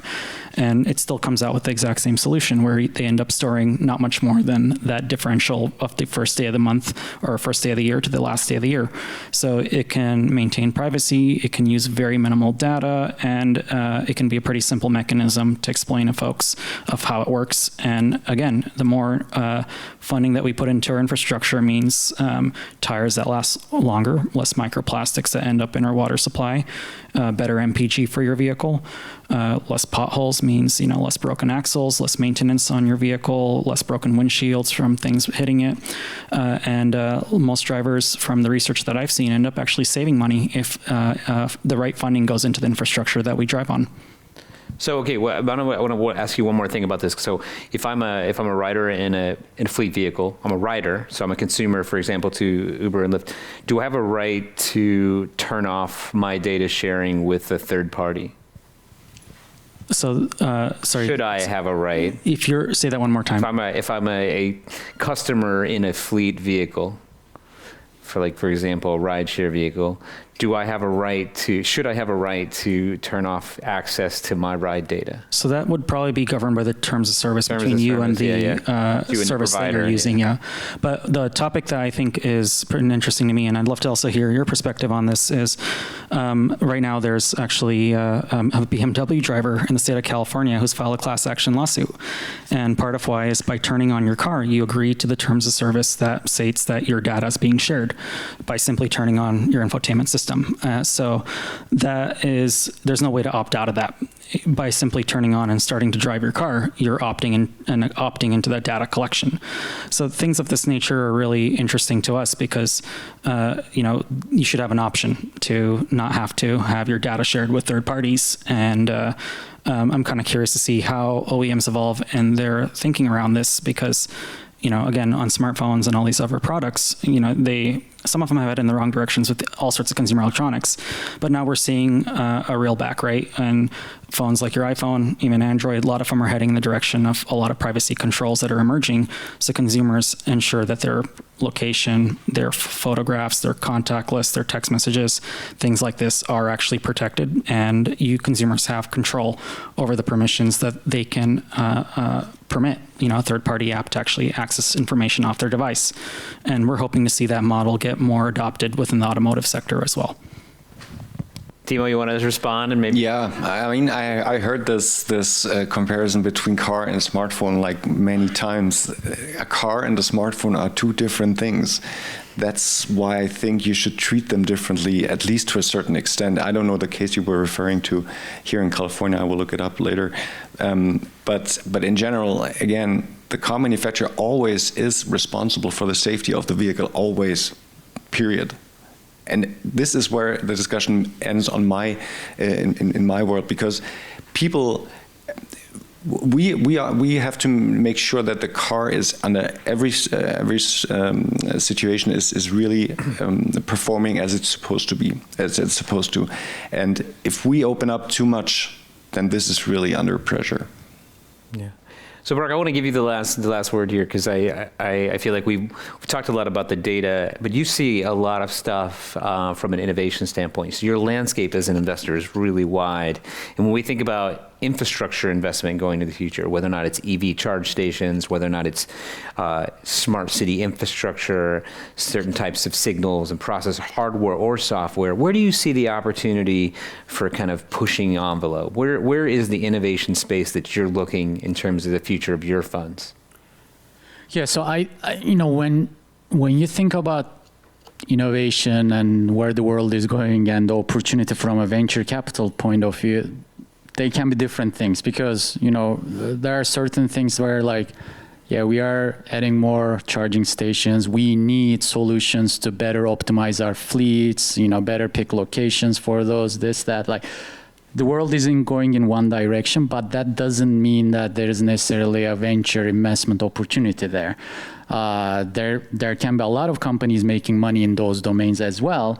But again, if there isn't a clear, defensibility or order of magnitude better results from the other ones, it's difficult to get venture-like returns on those investments. Mm-hmm. So I think those are two different things. In a lot of these cases, that includes infrastructure, that includes electrification, that includes fleet optimization, that includes charging stations, that includes charging infrastructure. A lot of these things are happening, and the world is going one direction. But when you look at specific opportunities, the differentiation or the order of magnitude better result is oftentimes not there. Yeah, that's a good perspective. And I think it reminds us, too, that these issues are super thorny, right? Everything we grapple with up here is it's not an easy issue. This data privacy thing, we've been talking about this for a long time. We'll be talking about this tomorrow, most likely after the election. But the thing is that I think what you painted is this idea that when we talk about, for example, the investment that government is putting in now really can take off some of that top loss capital, that we can maybe see some of these companies that are doing some of this this work that isn't as profitable. It's not traditional. Maybe that can actually accelerate some of those ESG investments that we really want to see happen for some of these wicked or thorny problems. And so thank you all. We're out of time. This was another great conversation. Let's give them a hand. We're going to get another photo. You could join me. We'll take a photo. And we're also going to take a little break. We've got a coffee cart out here for you to enjoy a beverage, but come back because we've got a final conversation about Cruise looking into the future. So make sure you stick around. Really appreciate it. And so take about 30-minute break. All right, welcome back. I hope everybody enjoyed that little treat. For those of you that stayed, you're in for a treat because we have a great conversation slated where we're going to really focus on where we're going next and some successes. So I guess it's my pleasure to introduce Prashanthi Raman from Cruise. Prashanthi, maybe you could tell the audience here and everybody online who you are, what you do. I think we've heard a little bit about Cruise, but maybe you could just tell us your perspective on Cruise. Great. Thanks. Good afternoon. I realize I have the privilege and honor and yet the burden of being the last session before you get to drink out there. So, we'll try to make it as fun as possible. Oh, there's happy hour of this? Wait, what? Oh, for all those people that left. So, I'm Prashanthi Raman. I am Vice President of Global Government Affairs at Cruise, the all-electric self-driving company founded in 2013. You'll see us here in San Francisco as well as in Phoenix. We are an all-electric from the start fleet that is dedicated to self-driving with the mission to improve people's lives, to connect things and people and places and experiences that they care about. We have been on the road since that 2013. We're going to talk a little bit about our different functional areas, our different philosophical areas, and obviously our operations here on the streets of San Francisco. So excited to be here. I've been at the company for about 2.5 years. I was at a company that you may recall the name of, Lyft. Prior to that, I was there for 5.5 years as their head of North America government relations. I'm a healthcare lawyer by way of background, so really tech and transportation was sort of a pivot in a new career. I have an MPH, and I was a regulatory healthcare lawyer for several years until I got a gubernatorial appointee by the then governor of Illinois, Pat Quinn, to run his healthcare legislative affairs. And I was serendipitously handed the ride-sharing bill back in 2014, which is sort of the connective tissue between healthcare and emerging tech and transportation right now. So very grateful to Billy for being an incredible partner, to USF, as well as Commonwealth Club for having us, and excited for this conversation.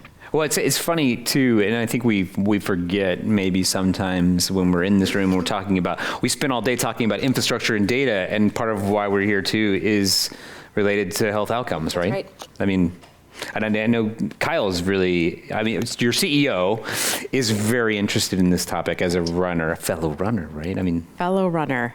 I did 2.5 miles yesterday. He's run 7 marathons. So maybe not a fellow runner, but maybe a fellow runner to you. Touche. Kyle, want to go for a run. Yes, but that's one of the reasons that we started out very, all electric from the start, because we know that transportation, the pollution aspect of that is one of the biggest faults of the transportation industry right now. As we continue to think from a city, state, and of course country level, moving towards the direction of being sustainable and electric, we sort of are already there for building the future of transportation. For everyone and for the future, we're starting at a really good place. So it is something that's very near and dear to my heart, but especially based on my public health background, and sort of thinking about the social determinants of health as well. And I'm excited to talk a little bit more about that. Yeah, I think, one of the things too is that because I have been an advocate for safe streets and slow streets, it is, I think we sometimes get distracted by some of this idea of kind of the safety outcomes that we're really talking about. So maybe we can just use that as a springboard to talk about what we have learned. And I think maybe it's important to frame that, there are a couple, Cruise, there are a couple companies in this space that are really learning a lot about what it means. And we heard from Dan from Nuro earlier, and we've had Waymo on these panels in the past. And so we're learning a lot about self-driving operations. And from your perspective, kind of where are we in our learning opportunities, challenges, how we lean into the future. Sure. Well, it's a lot. And I know. So we'll break it down. What have we learned? Let's keep it simple. We'll break it down. I think we're coming together at a really critical time right now, because I think for so many of years, we've discussed the self-driving industry being so far out, so Jetson-like, in this sort of euphoric, utopic vision of the future of the world. But it's happening right now in the streets in and around us. And I think it's a really important time to talk about what we're doing from the industry, but obviously from Cruise's perspective. At Cruise, we've logged over 4 million miles since we've started. Many of you have hopefully been in a ride since we launched our public ridership program in June, where we've actually driven over 400,000 driverless miles with people of the public inside. And so what we're seeing is sort of an interesting convergence of obviously having the technology work as its will, and many of those miles are there. And then also ways in which to improve and iterate the technology moving forward as we continue to expand. The second kind of major component is really launching with communities and not at them. So that trust race is as important as the tech race, and even more so from Cruise's perspective. So really figuring out how to meet consumers where they are. I've been in riders with first-time riders for the last several months, and it is always the same sort of build of apprehension, excitement, and wonder as we enter the car, as they buckle to ride, since we have a buckle to ride safety policy before you can start the ride. And then it's fascination. Unspectacularly spectacular. Exactly. It's brilliantly boring, as they say, because in the first 2 minutes, it's like, oh my gosh, the steering wheel's moving. Oh my gosh, we're taking an unprotected left and nothing's happening. Oh, they went around the double parked vehicle, and then it's like, so how's your day today? Yeah. And you completely forget about whatever is happening in the front seat and by the car, and that's a really fascinating moment to see it. And they walk out really different. It's one ride. It's one ride. It's not the several times over where we think about, particularly from the TNC world, we're teaching people to get into a car with a stranger when we were taught that as kids to not do so. The behavioral paradigm shift into teaching someone to get into a ride with no one, you would think would be like some huge monumental task.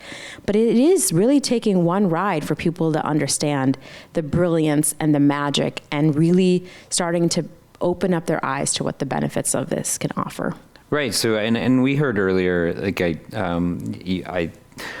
just with our, I think we can talk about it. I mean, our students were, and many of you in the audience who participated in the Research Rider pilot, were some of these people that were early riders, and they really had these experiences. But one of them was, some of them were kind of really being feeling a lot empowered because they could go out in the evenings, in these off-peak hours where they felt like they didn't have the service they needed, but also they were looking at like this opportunity of not having, and we heard from Nathan earlier saying, like, we had students that were talking about like really feeling so great that they didn't have to feel pressure to drive after having a couple drinks or doing some of that, which is, we see questions a little bit about like, well, what's the difference between a rideshare? Well, safety number one, but then I think there's also the commitment in terms of what you're learning in terms of all green, right? And what you're doing from an electric vehicle standpoint. Right. I think that's right. We saw from the studies that we partnered with you on, which is that 20% of those rides were for non-recreational, non-social purposes. So it was actually filling a different concept of not just being late night rides. So autonomous vehicles, we don't drive drunk, we're not distracted. We really we follow the rules of the road, but it is also serving a functionality in day-to-day lives of these students that are really augmenting and improving their lives as well. But not to discount the opportunity that we're also learning about, where, connectivity to transit is like 90% necessary from the study. Or we think about how accessibility is so so important. So with regards to sustainability, Cruise really feels like it's one of being able to be in a position of leadership and thought leadership. Yeah. Dave Rubin, who you work so closely with, is sort of the brains behind our Farm to Fleet initiative. So we are powered by renewable energy here in California, by those RECs from two farms in the Central Valley, really providing an economic empowerment opportunity for two farms that are hundreds of miles away.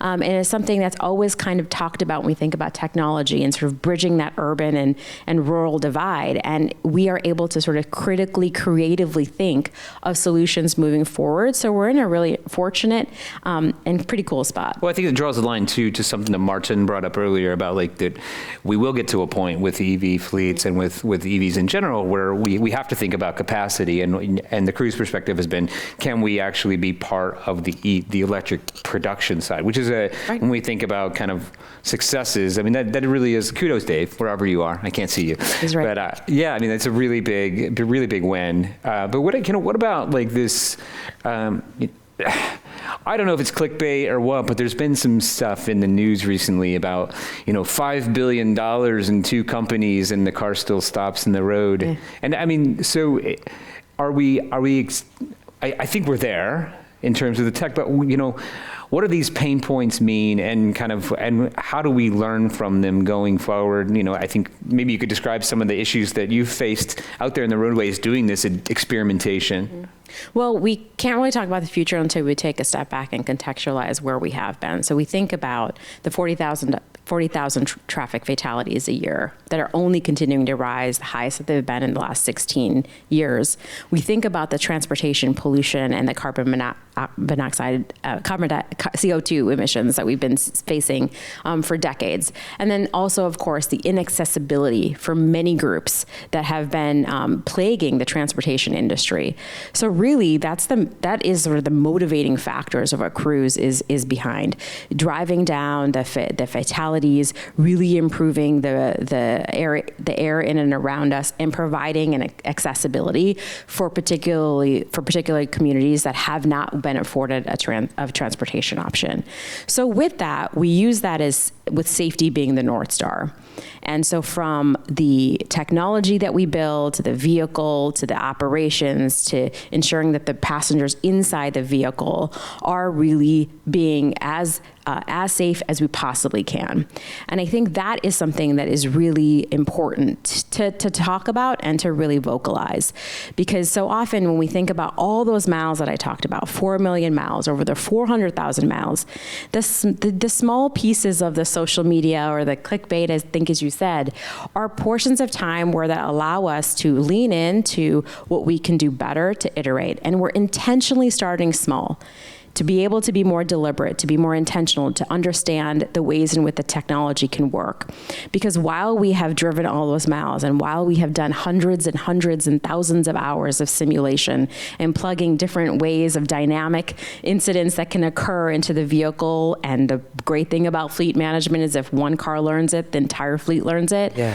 But we're seeing different dynamic situations out there that are interesting and are going to be something that is going to happen in a dynamic urban environment like San Francisco. It's why we chose to start here. Yeah. Because if we can master, or at least be pretty close to mastering, one of the most unique, challenging streets of the United States, we can pretty much expand really quickly in other places. And that's what we're seeing in places like Austin and Phoenix, since we just announced. Yeah, and I think there's been some issues too, where there's been some policy friction, from my understanding, where, for example, it's hard to pull over a lot of times as a commercial vehicle in a private driveway. I believe it's illegal, right? Mm-hmm. And so a lot of times people complain because of a double parked Cruise, but it is perfectly legal, right, for a vehicle to double park in, yes, particularly if it can't find a safe location to drop off a passenger. Correct. And so, there is a law under CVC that allows for commercially plated vehicles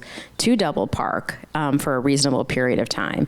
So that's why you see, sometimes Cruise cars, the default is to look for a pickup or drop off point at the curb. That is where the default is. who all has driven in San Francisco, how often do we find a vacant curb availability? But that is an opportunity then to have a conversation about curb, redesigning curbs and thinking about urban planning and thinking about what goes into the concept of future of transportation, really providing an opportunity for cities like San Francisco and others beyond. If we're going to have the future of transportation, how do we build around it and around people, and thinking about ingress, egress. So we actually have improved 3x our pickup and drop off since the beginning of the year, which I think is fantastic, not only because we want to be better, but also we've heard from consumers. Right. They want to be dropped off close to their destination. Think about if you, as a woman, I have 2 daughters, I'm thinking about sending my children out into San Francisco in a few years, many years, and I don't want them to be dropped off around the block. I would like them to be dropped off in front of their destination so that something can be watching them to go into that destination. And so we're hearing that over and over again, and we continue to kind of iterate the technology to be able to provide that. Dave was actually in David Rubin was in some of these things where we even heard feedback from some of our student riders about, well, what happens when I'm not quite comfortable right at my destination? Like maybe there's, a person standing there that I'm not quite comfortable like getting out. And we heard this from one female rider in our program that was like, maybe I could actually tell the car, and actually what the female rider didn't realize, that all she had to do was press the button on the ceiling and talk to there's always a live operator available, and they could have maybe dropped her a little further down the street. Exactly. And that 24/7, at a touch of a button, customer support is going to be there, whether it's the Bolt or our future of transportation, the Origin. Yeah. So I don't know if let's get to the Origin. Okay. Yeah. Yes. Yeah. I'll listen to you. I had a situation in Cricket that was the same. Cricket is my friend. So all the vehicles have names. They do have names. So Cricket and I had a moment in the inner Sunset. I was not a participant in my own research, but I did some riding, and I'm telling you what, not biased. Cricket had a little meltdown, but quickly recovered after the attendant, or I don't know what the name is, but they called me and said, remote assistant said, is everybody okay? And I said, yeah, we're fine. Cricket's just having a little moment to himself or herself. I don't know. That's actually a good point. Let's talk a little bit about those vehicle retrieval events or moments of pause. So remote assistance is sort of the assistant on the other side of the vehicle. So the vehicle makes all of its decisions based on the sensor suite, LiDARs, cameras, and radars. And so it takes all of that ingesting of data, makes decisions on its own. But it does, when it encounters situations where it is unfamiliar or needs confirmation, it pings back to the remote assistance, which is available to say, hey, is that like a debris? Is that a person in the middle of the road? Is that construction zone? Is it okay to safely pass? And that remote assistance is sort of providing breadcrumbs as in terms of a routing in and around that area. It's the decisions to pull out of a particular lane, that's being done by the vehicle. So right now, as intended, the design is when situations come up with the vehicles that they are unfamiliar with, or that it is outside of what has been approved for us to do by the state of California. Think of heavy rain or heavy fog. The vehicle is doing what it's designed to do. It's pulling over into what we say a minimal risk condition or controlled safe stop. And it'll look for that curb availability. Oftentimes we know it doesn't exist. And so you will see cars, every so often being pulled with hazards on and being waited for a field support team to come out and retrieve the car. So we call them vehicle retrieval events. We are working to minimize how often those happen, but as designed, the car is doing what it's supposed to do when it's encountering something it's unfamiliar with. Let's pull over and let's not proceed until we know what we're dealing with. So that's usually what you're seeing in some of these larger kind of social media events, is that there is a ping back to their RA, and maybe there is a situation where there's a couple of cars that are coming up behind it, and they can be for a whole different root cause in terms of technology. There's oftentimes multiple cascading compounding effects that make that vehicle, stop in place. But there is a team that is, in the neighborhood, roving team, as we say, and they're kind of come and pick them up really quickly and remove them. And so we're working from an engineering side and from operational side to minimize how often that happens and really drive down that rate. Yeah, and this abuts a lot of where kind of your adherence to safety and our existing policy norms necessarily haven't evolved to the technology too. And we've seen this, I think, with a couple emergency vehicle events where the car is abiding by the rules of the road, but there are situations that are complete corner cases that the car has to make a judgment. Do I break one law and run a red light, or yield to this, let this emergency vehicle by? I think there's a situation like that, if I'm not mistaken. Absolutely. Yeah. And that's the thing, there's still computers making these decisions, whereas we'll have these sort of like ethical discussions in our head as we're making these like risk trade-offs, right? So similarly, the vehicle is having to have a conversation, like what's the risk viability if I go this way versus if I go this way, and they're calculating it in their heads.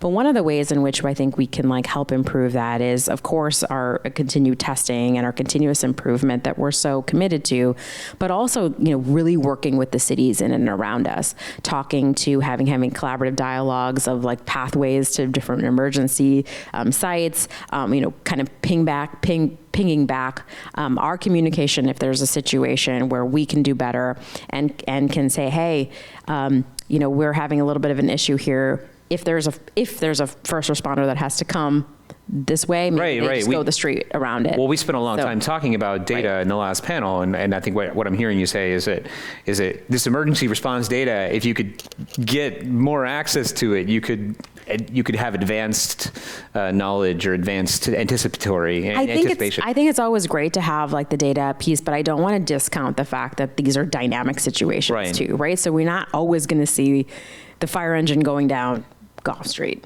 right? We're going to see it go and make unique choices, just like we are going to have to make them in terms of the routability as well. So I do think that there's an iterative play there, but I think the larger global concept, I think we both agree on, is there has to be more of a dialogue with how we figure that out. Yeah, and there has to be a place to have that dialogue. So I think that's really important. I mean, I think, so when we look at kind of this idea, kind of what the future should look like, a big part of your dialogue has been around this cruise origin. And I think that paints a different vision than what we see driving around San Francisco streets. So maybe you could talk about that vision. Yeah. I've seen the Origin. It's a pretty cool car. I don't know if you call it a car. We call it a vehicle. It's a vehicle. We call it a vehicle. So Cruise has come up with our partners, Honda and GM, and created a full future of transportation that we are calling the Cruise Origin. It is about the size of a Chevy Tahoe, no steering wheel, no driver console. It's subway-style doors, seats 6 in sort of a fireside chat. Yeah, there we go. Campfire seating, I should say. That really allows for room as well as some community building as well. It is something you've never seen before, but really something that we feel is, again, all electric from the start, has a 1,000,000-mile battery, and also is something that is going to be game changing for the future of transportation. We are also, one of the first to really explore a mobility variant for those who have fixed wheelchairs. So we're calling it the Origin for Mobility. We're looking into how to work with members of the disabled community from a wheelchair perspective, understand curb height, understand where they can anchor in, and really build a different kind of car or vehicle that has not been otherwise done before, and something to really critically serve the needs of a community that has not been has an option before. Yeah, and this is something that we did our lab here did some research on last year in terms of really exploring the accessible autonomous vehicle future, and it's a huge need because, as I think we heard in the first panel, it's really hard to provide these paratransit services, but it's also hard to meet but also exceed our federal code. And I think what we're seeing is some of these vehicles that are purpose-built for handicap accessibility can not only meet CFR, I don't remember the CFR, but they can only meet, but they can exceed it. Yes, and I think, we talk about a little bit of how the federal government is playing into this too. Even with a concept like the Origin, we do have to seek out permission from the federal government through NHTSA to sort of work to understand how our vehicle works and how it can be exempted from certain regulations, like the fact that it doesn't have a steering wheel. You have to petition for an exemption for that. You don't have a human, pressing on the accelerator because there is no need for the accelerator with no one driving. And so we've actually completed a request for petition comment period in late September, and we're working with NHTSA in and of itself to get that Origin we're approved. not going to wonk out on acronyms again. Yeah. NHTSA is The National Highway Safety Transportation Authority, agency. I should get that. Administration. Day for the win. Always All day right. for the win. The audience clarifies.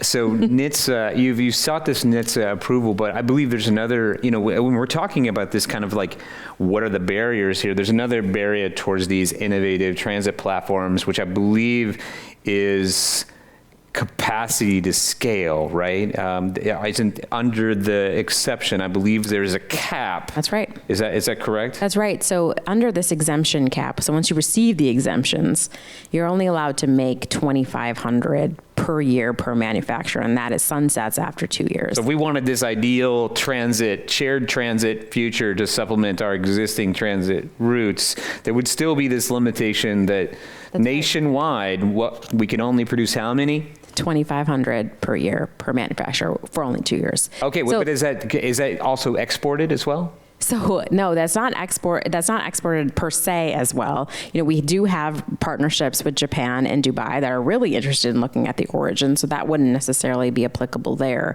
But I do think that the piece to that is really important, because once you put it into commercial, the stream of commerce here in the United States, that's really is when you need those exemptions, and also when you need to abide by that cap. And the only way to change that cap is by legislation. Okay. Legislative authority. And so really, as we think about sort of where we are from the federal landscape and really what the policy considerations that are of priority in the federal landscape, not many people are paying attention to autonomous vehicles, but they should. And they should, because as we think about competition with other countries and around ourselves, we really need to start building the future of technology in this country. And you can say it's vehicle innovation, right? Like, so if we want to get creative about mobility, it may not just be platforms like the Origin. It may be other. That's right. I've seen a lot of dialogue on other lightweight platforms that would be radically experimental as well. And so maybe we need to rethink some of these policies that rethink,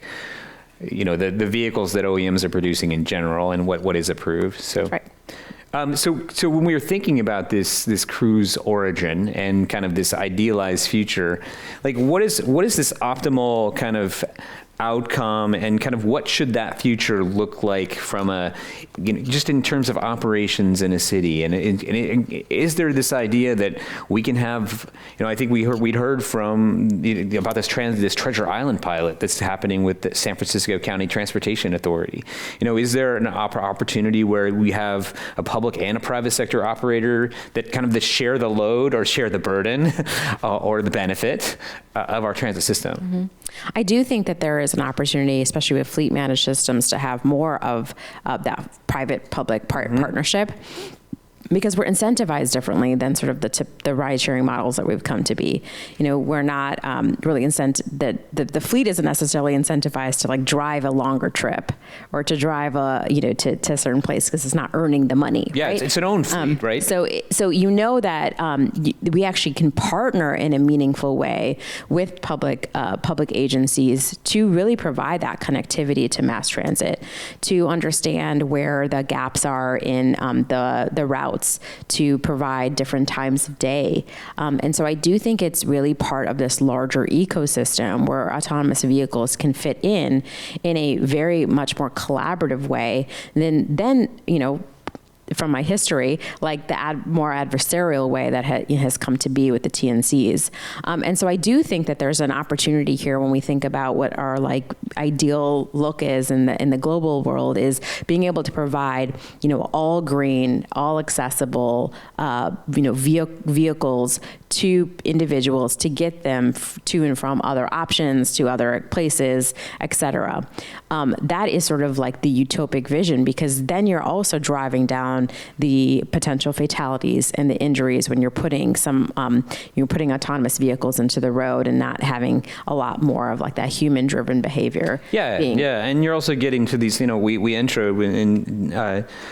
Our dean talked to us a little bit about kind of how we actually achieve these high-level goals of sustainability and achieve our UN SDGs, but also it relates to a lot of the financial models that are in her background and that Martin talked about, where, when you own the asset, your unit economics are a lot different than if you're just actually just paying a driver to drive around, which is what the traditional rideshare or transportation network company didn't really care about, the wear and tear on the vehicle and the rubber tire pollutants and things like that, because I think that they were not incentivized to do that. They didn't own the asset.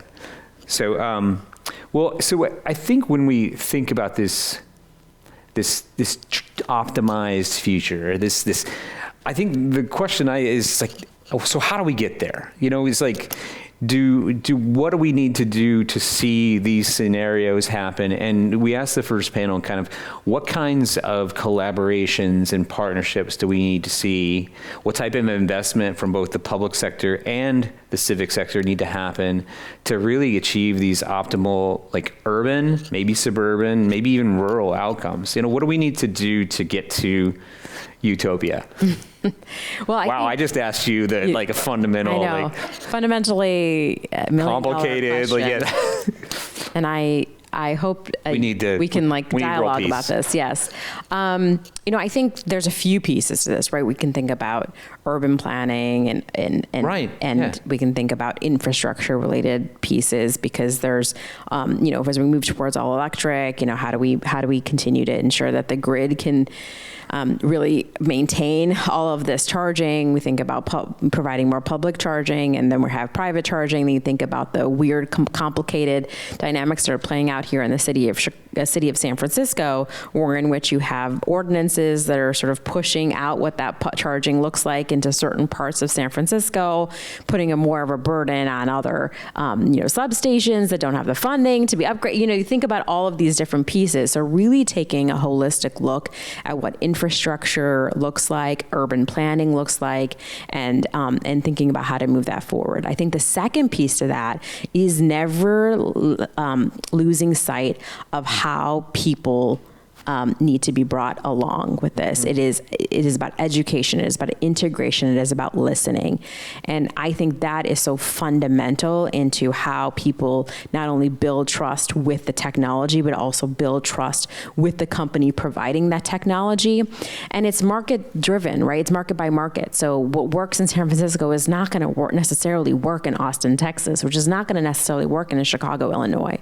So really getting in early and often and starting to talk about what their gaps and what the solutions is that you can come up with. And it has to be, you always think about like cookie cutter, like playbooks for every market. That doesn't necessarily work when you're bringing something so new and different to a market that has different needs, has fundamentally different ways of thinking and ways of getting around.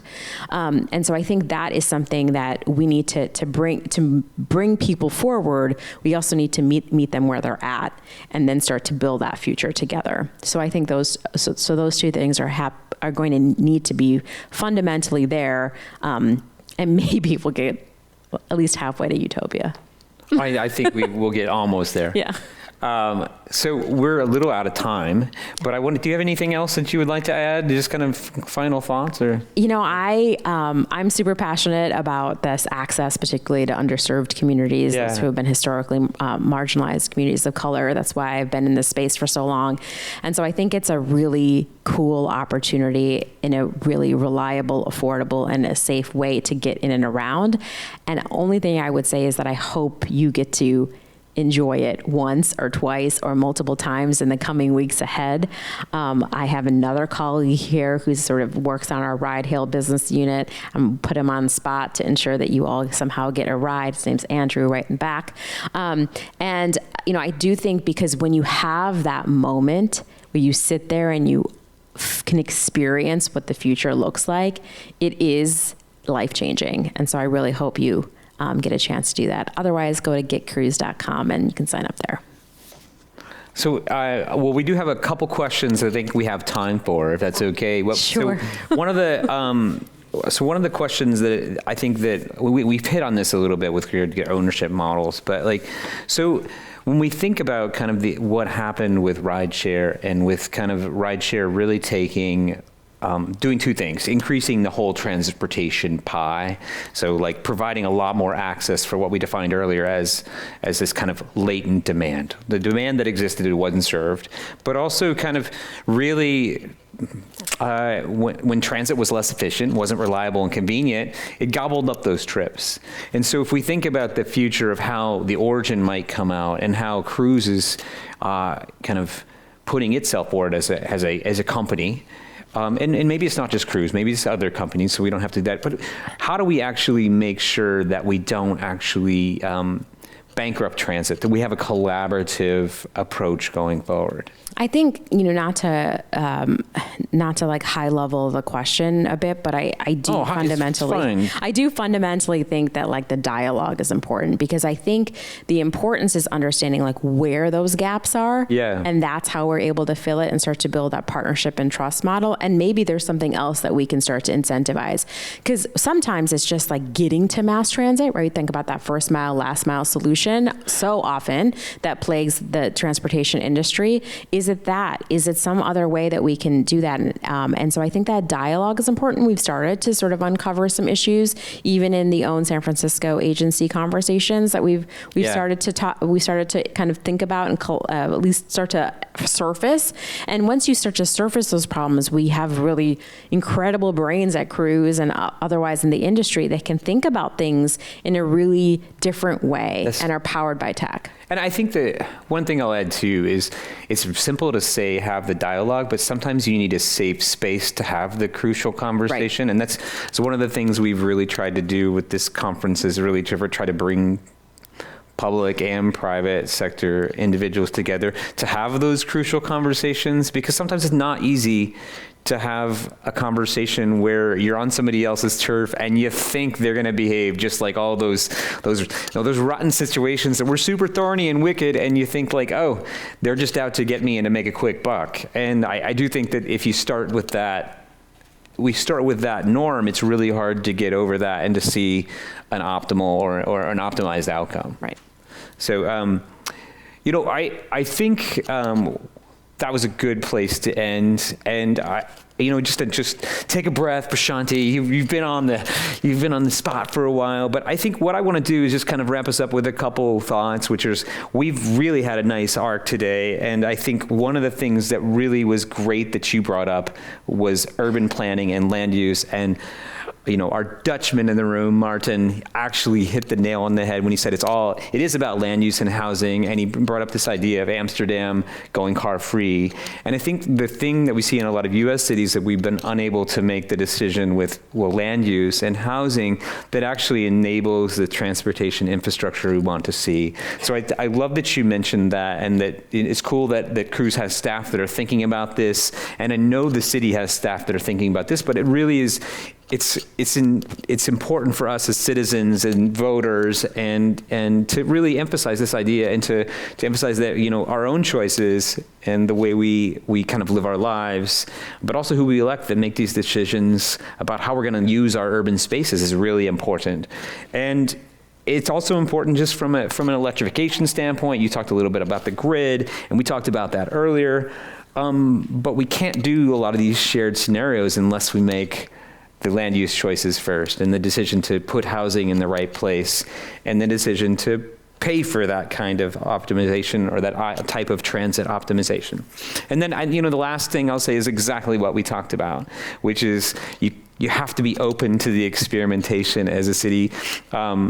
in my book that came out this year, we talked about London as a city of experimentation, but I do see now San Francisco and California has really it's become particularly an experimentation hotbed for autonomous driving, and that's super exciting. We've made a lot of strides, and there's more to be made, but education and communication and working through some of these thorny, wicked problems is going to be increasingly important to really achieve some of these broader sustainability goals we have as a society. So thank you. Thank you all. We really appreciate it. I have a list of people that I want to thank, but first, this Commonwealth Club space, we really appreciate the Commonwealth Club for hosting us here. Prashanti, you were very kind and thanked them before we started, but I want to thank them again for hosting us. They're great partners for a lot of the events that we do. And I want to thank you all for helping sponsor this event. Waymo and Planetizen and Atmos also helped out with making this event happen. And then the people in the room that are benefiting today from this forum, this would only happen because of the support of our dean, but also our staff. And so our staff deserve the most. I couldn't do what I do without Danielle and Tanya and Sabrina, Nathan, who helps out. Actually, Nathan works for the campus, who you heard from earlier. But so thank you. Let's give the Commonwealth Club and our staff a big hand. And then I have a little announcement after that. So, again, we really appreciate everybody that's online. Appreciate you spending your afternoon with us, or wherever you are. It could be your evening or your morning. And all of you in the room, thank you for coming out. We do this every year, and it just seems to, I always think we can't do it again. But it just gets better because the conversation gets richer and more important. So I hope that you all will come back next year when we do this again. We would like to invite all of you here. Sorry, those in the audience you missed, or online you missed out. We're going to go up to the roof. We've got a nice kind of a happy hour planned for you. So we'd like to invite you up to have a beverage with us and to network. So thank you very much for being here, and I wish you all the best. And I think the message is very clear to vote tomorrow. All right, cheers. Thank you.